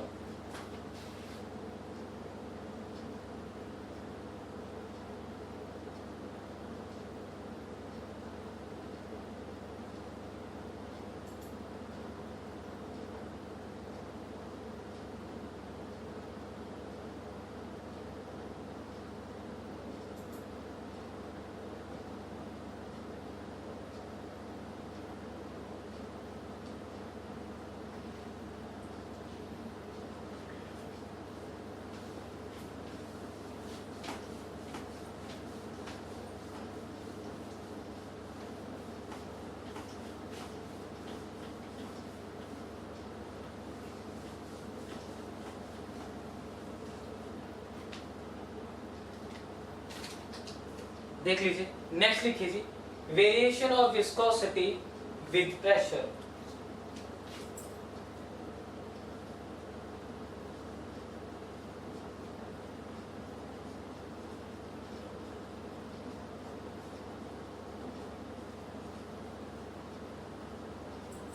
Variation of viscosity with pressure. Pressure के कारण विस्कोसिटी के अंदर क्या क्या वेरिएशन आएगी। सबसे पहले तो देखिए, प्रेशर का मतलब मैंने आपको क्या बताया था, ये आपके पास कोई भी आपके पास सिस्टम है, यहाँ के अंदर कोई भी आपके पास फ्लूइड है, इसको अगर आप यहाँ से कंप्रेस करोगे तो प्रेशर क्या लगता है, हमेशा ही नॉर्मली लगता है। तो प्रेशर जब लगेगा तो कहीं ना कहीं मॉलिक्यूल्स और पास में आएंगे। तो जब प्रेशर लगेगा और मॉलिक्यूल्स और पास में आएंगे तो कहीं ना कहीं उनकी आपस में इंटरेक्शन और बढ़ेगी, मतलब कहीं ना कहीं कोहेसिव फोर्स और बढ़ेगी। और जब कोहेसिव फोर्स बढ़ जाएगी तो विस्कोसिटी आपकी क्या होगी, बढ़ जाएगी। क्यों? क्योंकि वेलोसिटी आपकी क्या होगी, कम होगी। ठीक है, तो विस्कोसिटी को जब हम प्रेशर के साथ पढ़ते हैं तो एक तो हम क्या पढ़ते हैं, at a less pressure there is no variation in viscosity. अगर प्रेशर कम ही है तो विस्कोसिटी के ऊपर उसका कोई भी इफेक्ट नहीं पड़ेगा। बट एट हाई प्रेशर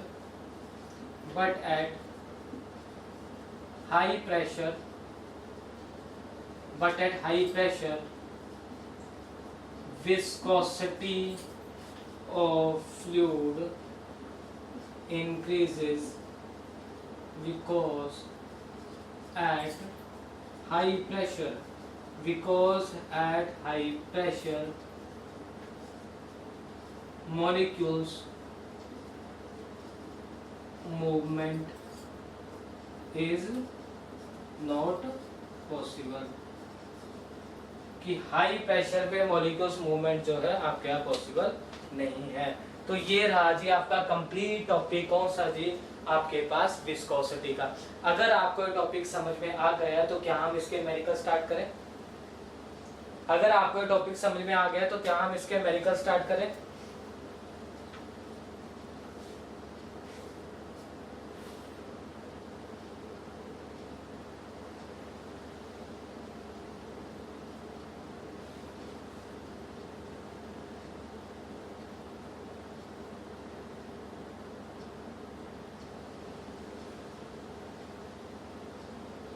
हाँ जी, नोट कर लीजिए चेतन जी, नोट कर लीजिए। उसके बाद न्यूमेरिकल स्टार्ट करते हैं। तब तक आप एक बार रिवाइज भी कर लीजिए, कुछ पूछ रहे हो तो पूछ लीजिए।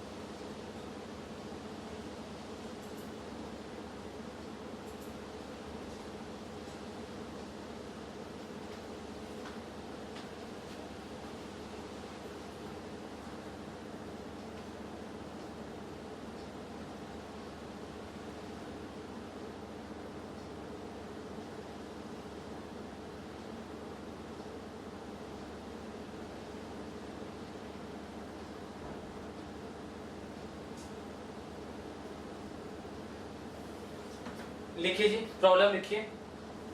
मुझे प्रॉब्लम नंबर बता देना, हमें अभी तक कितने न्यूमेरिकल सॉल्व कर चुके हैं। अभी हम जो प्रॉब्लम करेंगे उसकी क्या नंबरिंग होगी?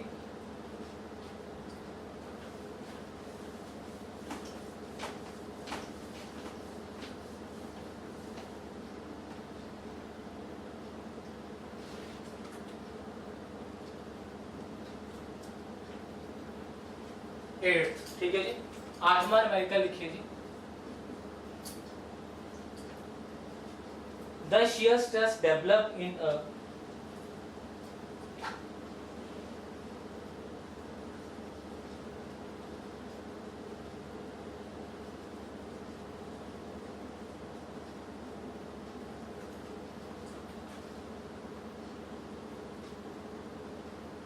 seventh, huh?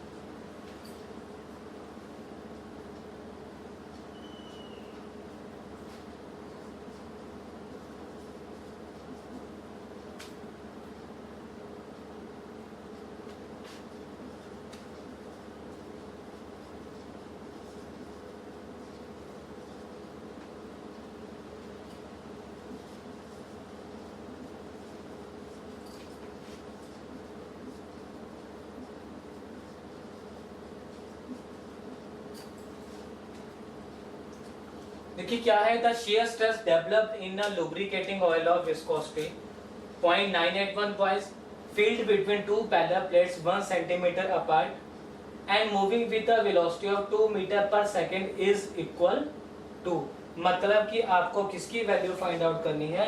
We have to find out the value of shear stress। आपको जो है shear stress की वैल्यू फाइंड आउट करनी है। कीजिए, बिल्कुल ही आसान है, काफी बार एग्जाम में सेम प्रॉब्लम पूछी जा चुकी है। बताइए जल्दी से क्या आंसर होगा इसका?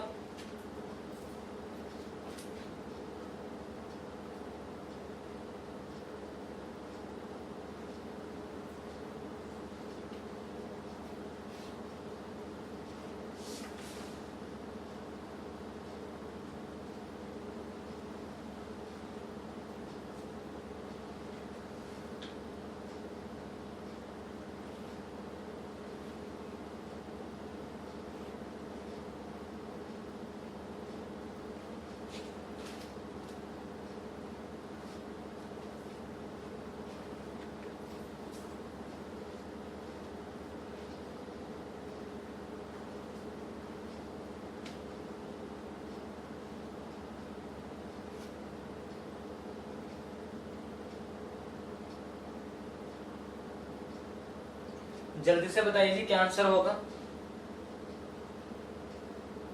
मैं नेक्स्ट प्रॉब्लम लिख देता हूं तब तक।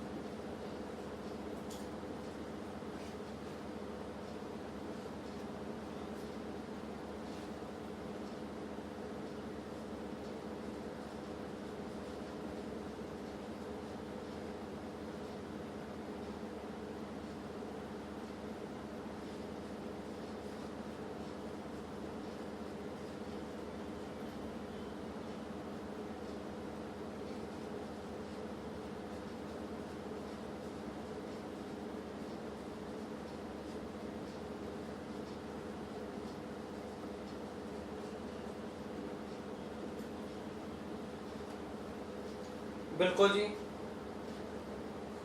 सही आंसर है जी। केतन जी, अनमोल जी, मानस, खुशगल, आप बताइए चेतन जी क्या आंसर आएगा।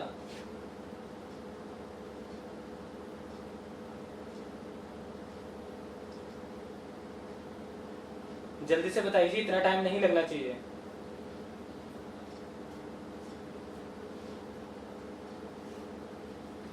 देख लीजिए।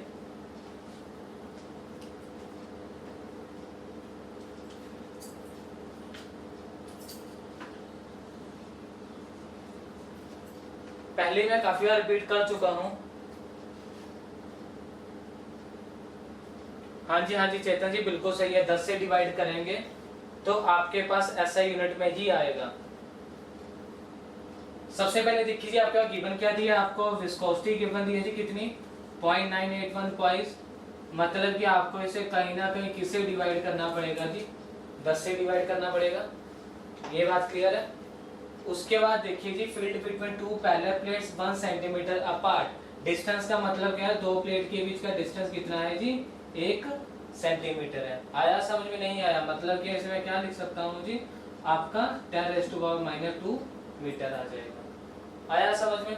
उसके बाद आपके पास क्या दिया है जी, वेलोसिटी गिवन दिया है, कितनी दी है जी, 2 मीटर पर सेकेंड, ये गिवन दिया है। फाइंड आउट क्या करना है, शियर स्ट्रेस। फॉर्मूला क्या है, म्यू dy/dy। कुछ नहीं करना है, सारी वैल्यूज गिवन है। म्यू कितना है जी, 0.981 डिवाइड बाय 10 इंटू du कितना है जी, 2, और ये कितना है जी, 10⁻²। तो आंसर आपके पास कितना आया है जी,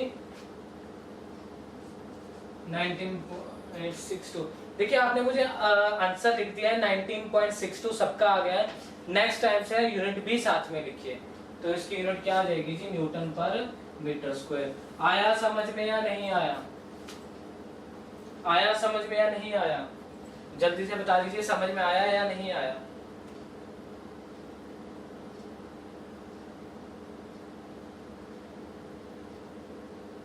नोट कर लीजिए जल्दी से। उसके बाद नेक्स्ट प्रॉब्लम को ट्राई करके देखिए जी, नेक्स्ट प्रॉब्लम का क्या आंसर आएगा।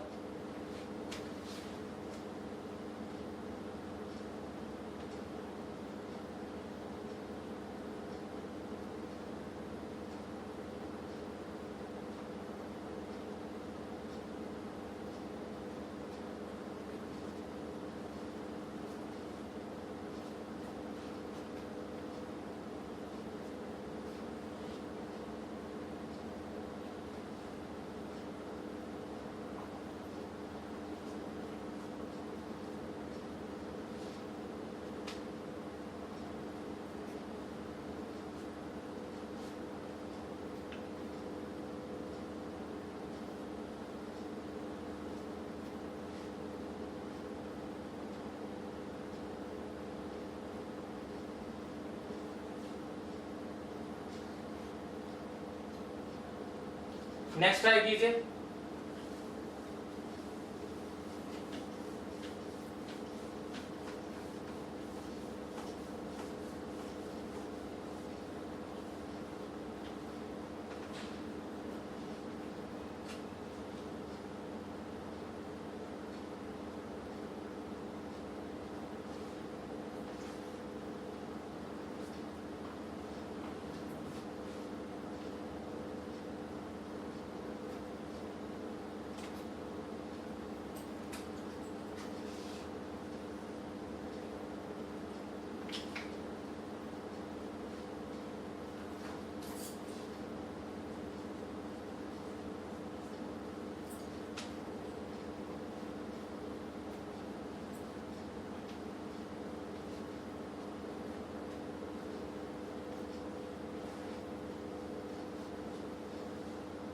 बताइए जी, 2 मिनट में और दे रहा हूँ, 2 मिनट में मुझे आंसर बताइए।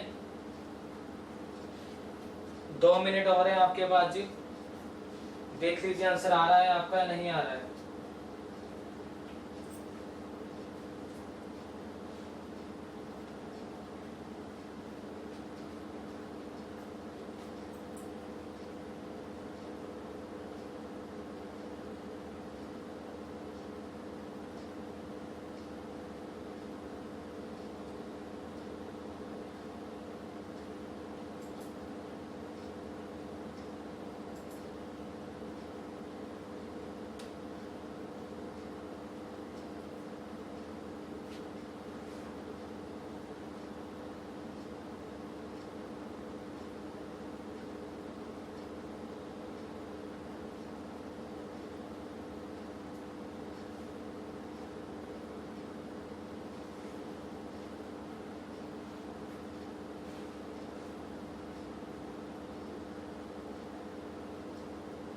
अच्छा अनमोल जी इसमें क्या लिखा है, एक्सप्लेन कर देता हूँ पूरी स्टेटमेंट। इससे लिखा है the velocity distribution over a flat plate is given by, ठीक है। उसने क्या बोला है, उसने बोला है ये एक फ्लैट प्लेट है, इसके ऊपर फ्लूइड फ्लो हो रहा है, ठीक है। फ्लूइड जब फ्लो होगा तो उसमें कहीं ना कहीं दो लेयर्स की बात तो हो ही रही होगी, तो मैं दो लेयर्स यहाँ पे ड्रॉ कर देता हूँ। तो इसने क्या बोला है, द वेलोसिटी डिस्ट्रीब्यूशन, तो जो प्लेट के ऊपर फ्लो हो रहा है, जो प्लेट के ऊपर फ्लो हो रहा है उसका जो वेलोसिटी डिस्ट्रीब्यूशन है वो है कुछ ऐसा, ठीक है। The shear stress at a location, ये आपका रेफरेंस पॉइंट है तो कहीं ना कहीं ये जीरो होगा। इसने बोला जो शियर स्ट्रेस है at a location 0.3 metre above the plate, 0.3 metre above the plate is, इसका मैंने कितना बोल दिया जी, 0.2 मीटर, ठीक है जी। The shear stress at a location 0.3 meter above the plate is K times the shear stress at the location 0.2 meter above the plate.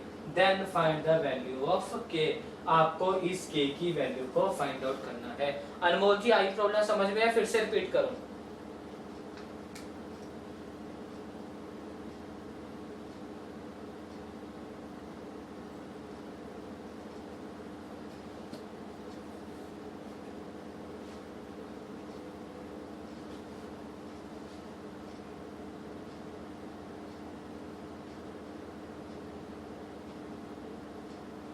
कीजिए, जल्दी से आंसर बताइए जी, क्या आंसर आया है इसका।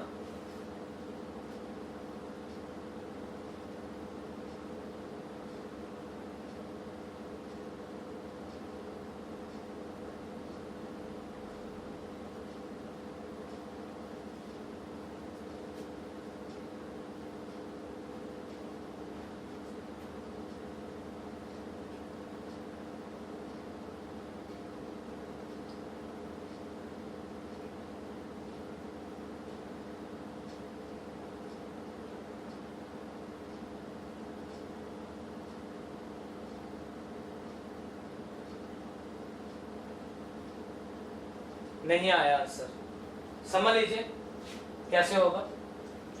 देखिए सबसे पहले इसने हमें गिवन दे रखा है u is equal to 3/4y minus y square, ये गिवन दे रखा है, ठीक है।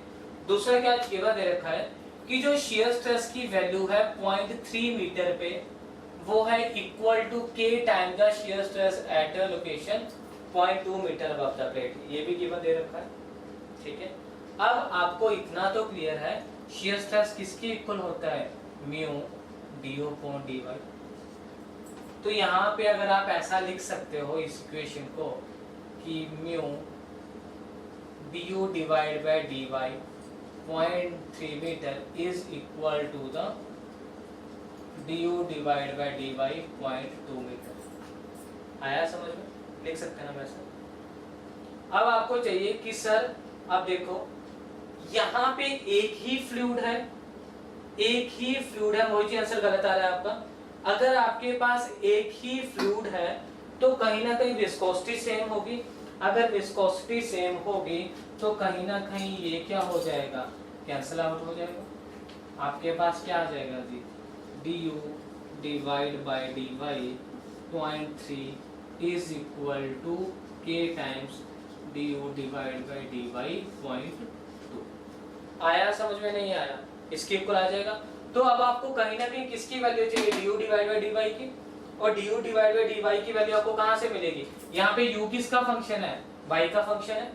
अगर मैं with respect to y differentiate करता हूँ तो क्या आ जाएगा, d you divide by D y is equal to 3/4 minus 2y। आया समझ में या नहीं आया। y क्या है, डिस्टेंस, तो y डिस्टेंस को हम यहाँ पुट कर सकते हैं कैसे, d you divide by D Y 0.3 पे कितना होगा, आप बोलोगे सर 3/4 माइनस 2 इंटू 0.3, तो और d you divide by D Y 0.2 पे कितना होगा, आप बोलोगे 3/4 माइनस 2 इंटू 0.2। एक आया है जी आपके पास 0.15 और दूसरा आया जी 0.35। एक आया है जी 0.15 और दूसरा आया है जी 0.35। ठीक है, इसको अगर हम सॉल्व करते हैं तो यहाँ पे आप वैल्यू पुट करोगे, आंसर क्या आ जाएगा जी, यहाँ पे वैल्यू पुट की आपने, यहाँ पे आंसर क्या आ गया जी 0.15 k टाइम्स 0.35 k किसके इक्वल आ जाएगा जी 0.15 0.35 कितना आ जाएगा जी 3/7। तो ये आपके पास आंसर आया है जी 3/7।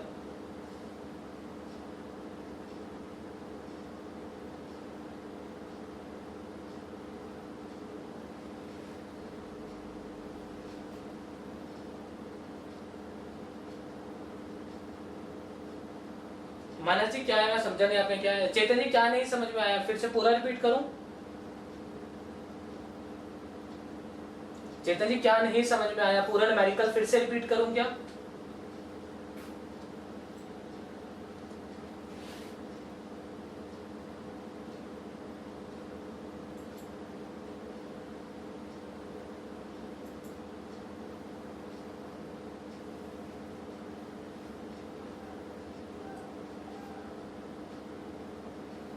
समझ लीजिए, यहाँ पे इसने आपको ये वाला गिवन क्या दिया है, उस गिवन को यहाँ पे मैंने लिखा।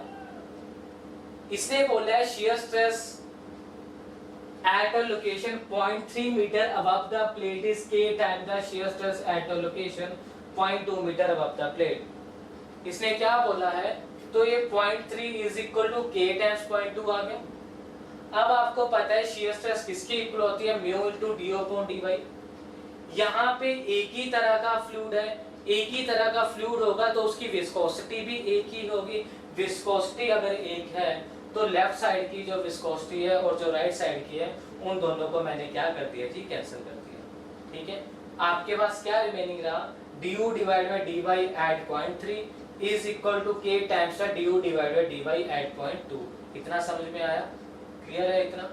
अब आपको चाहिए du डिवाइड बाय dy की वैल्यू। इस वैल्यू को आप कहां से फाइंड आउट करोगे, यहाँ पे u और y का आपस में रिलेशन गिवन है। आपस में रिलेशन गिवन है तो आप इसको सिंपली डिफरेंशिएट कर दोगे विद रिस्पेक्ट टू y, तो आपके पास क्या आ जाएगा जी 3/4 माइनस 2y। y स्क्वायर की 2y होते इतना तो आता है आप लोगों को। ठीक है, अब आपने क्या करना है, एक बार y की जगह 0.3 पुट करना है और एक बार y की जगह 0.2 पुट करना है। आपने एक बार 0.3 पुट किया, एक बार 0.2 पुट किया। इनको पुट करने के बाद जो भी वैल्यू आएगी वो आप क्या कीजिए, इस इक्वेशन नंबर 1 के अंदर पुट कर दीजिए। 1 के अंदर आपने वैल्यू पुट कर दीजिए, आपके पास आंसर कितना आ गया जी 3/7। बोले जी आया समझ में या नहीं आया, समझ में आ गया या नहीं आया?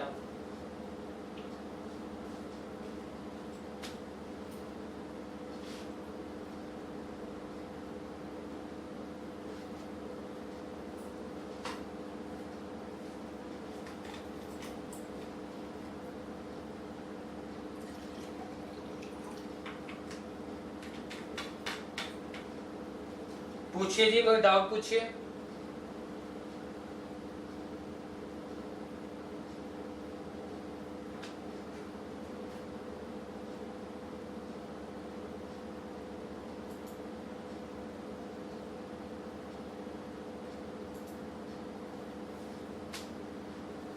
आ गया समझ में?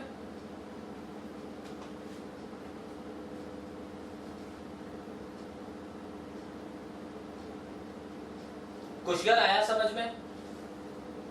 चेतन जी आपको आया समझ में?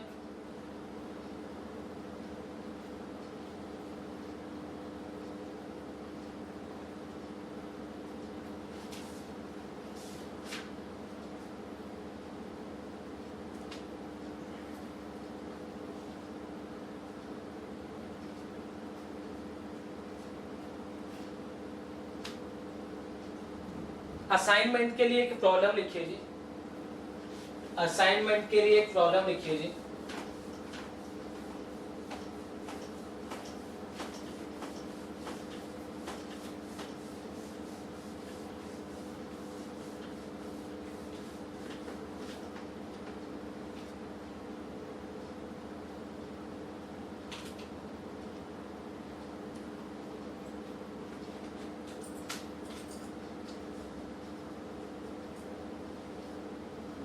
देखिए जी आपके पास काइनेमेटिक विस्कोसिटी की वैल्यू गिवन दी है जी 20 डिग्री सेल्सियस पे। काइनेमेटिक विस्कोसिटी की वैल्यू आपको गिवन दी है 20 डिग्री सेल्सियस पे, जो कि कितने है जी 1.6 into 10⁻⁻5 metre square per second, metre square per second. ठीक है, आपको काइनेमेटिक विस्कोसिटी की वैल्यू फाइंड आउट करनी है जी 70 डिग्री सेल्सियस पे। आपको इसकी वैल्यू जो फाइंड आउट करनी है जी 70 डिग्री सेल्सियस पे। बहुत ही अच्छी तरह की प्रॉब्लम है। यहाँ तक कि गेट में भी काफी बार इस प्रॉब्लम को पूछा गया है। एसएससी का एग्जाम हो उसमें तो सिंपल आपको रिजल्ट याद रखना पड़ेगा। क्यों? क्योंकि उस एग्जाम के अंदर ना वैल्यू चेंज नहीं करते हैं, कई साल से यही वैल्यू चलती आ रही है, तो इसका आपको आंसर भी याद रखना पड़ेगा। ठीक है, जो कि ऑब्जेक्टिव की तैयारी कर रहे हैं, क्योंकि ये प्रॉब्लम का जो है वो आपकी नंबरिंग भी चेंज नहीं हुई है कभी। क्यों? क्योंकि मैंने आपको बोला था 20 डिग्री एक स्टैंडर्ड टेम्परेचर है, तो वो स्टैंडर्ड टेम्परेचर को ही लेकर चल रहे हैं। आज का लेक्चर देख लीजिए, पूरे लेक्चर में किसी को कोई डाउट है तो पूछ लीजिए।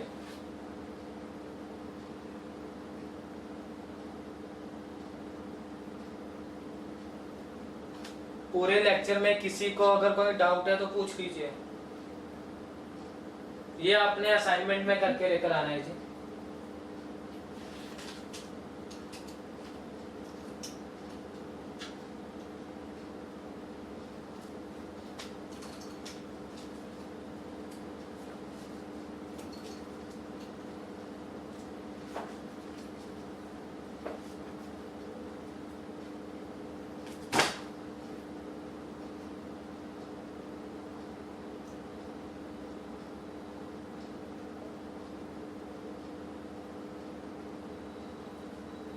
कल जो हम न्यूटोनियन फ्लूइड स्टार्ट करेंगे,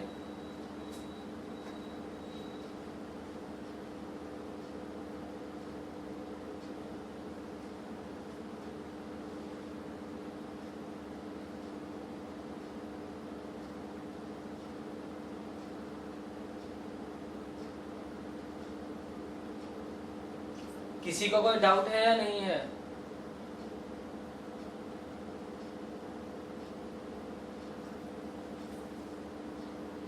चेतन जी, जो अगर मैं आपको बता देता हूं कि अगर आप जेई के एग्जाम की बात कर रहे हैं, देखिए एई के लिए तो आपको लेनी ही पड़ेगी। एई के एग्जाम के लिए आपको ईएससी के प्रीवियस प्रॉब्लम लगानी ही पड़ेगी, लेकिन ऐसा जेई के एग्जाम के अंदर वो इतना यूजफुल नहीं रहेगा। लगा लो तो आपके लिए सही है, लेकिन हाँ एई के एग्जाम के लिए आपको ईएससी के प्रीवियस प्रॉब्लम लगानी चाहिए। यस,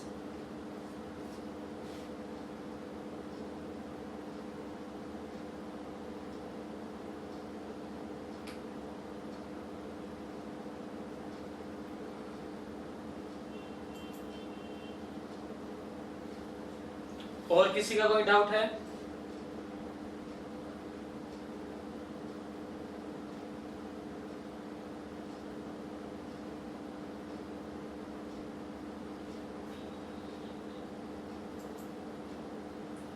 देखिए चेतन जी, गेट की बुक एज सच इतना यूजफुल नहीं रहेगी उसके लिए तो ना। वो अगर आप इसरो डीआरडीओ देते हो हाँ तो उसमें आ जाते हैं, लेकिन स्टेट के लिए गेट मैं तो नहीं रिकमेंड करूंगा ना, क्योंकि गेट के अंदर आप देखिए एक प्रॉब्लम को सॉल्व करने के लिए आपको 3 से 3.5 मिनट मिलते हैं, कुछ एक उसमें 10-15 प्रॉब्लम तो ऐसी होती है जो कि 5 से 10 सेकंड के बीच में ही आंसर आ जाता है। तो जो स्टैंडर्ड प्रॉब्लम रहती है उसको सॉल्व करने में आपको 3 से 3.5 मिनट का टाइम मिलता है, लेकिन इसके अलावा कोई भी दूसरा एग्जाम दे लीजिए आपको इतना टाइम किसी भी एग्जाम में नहीं मिलेगा। तो गेट का अपना एक अलग से स्टैंडर्ड है। तो गेट ऑब्जेक्टिव में भी आप कर सकते हो, लेकिन उसकी जो न्यूमेरिकल्स प्रॉब्लम है वो तो नहीं मुझे लगता कि आएगी।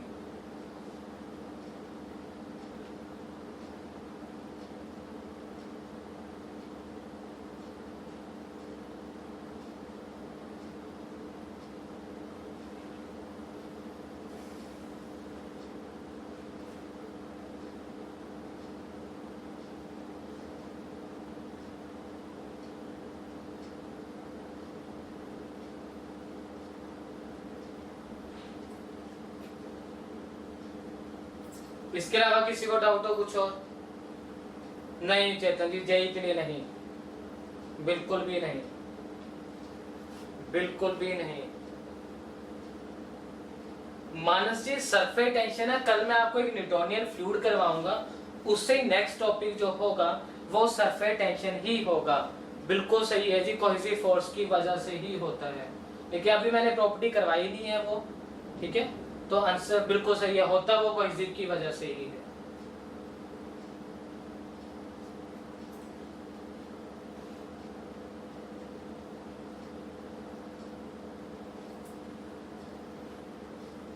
ठीक है, कोई भी डाउट होगा आपके पास मेरा नंबर है, आप उस पर व्हाट्सएप कर सकते हो।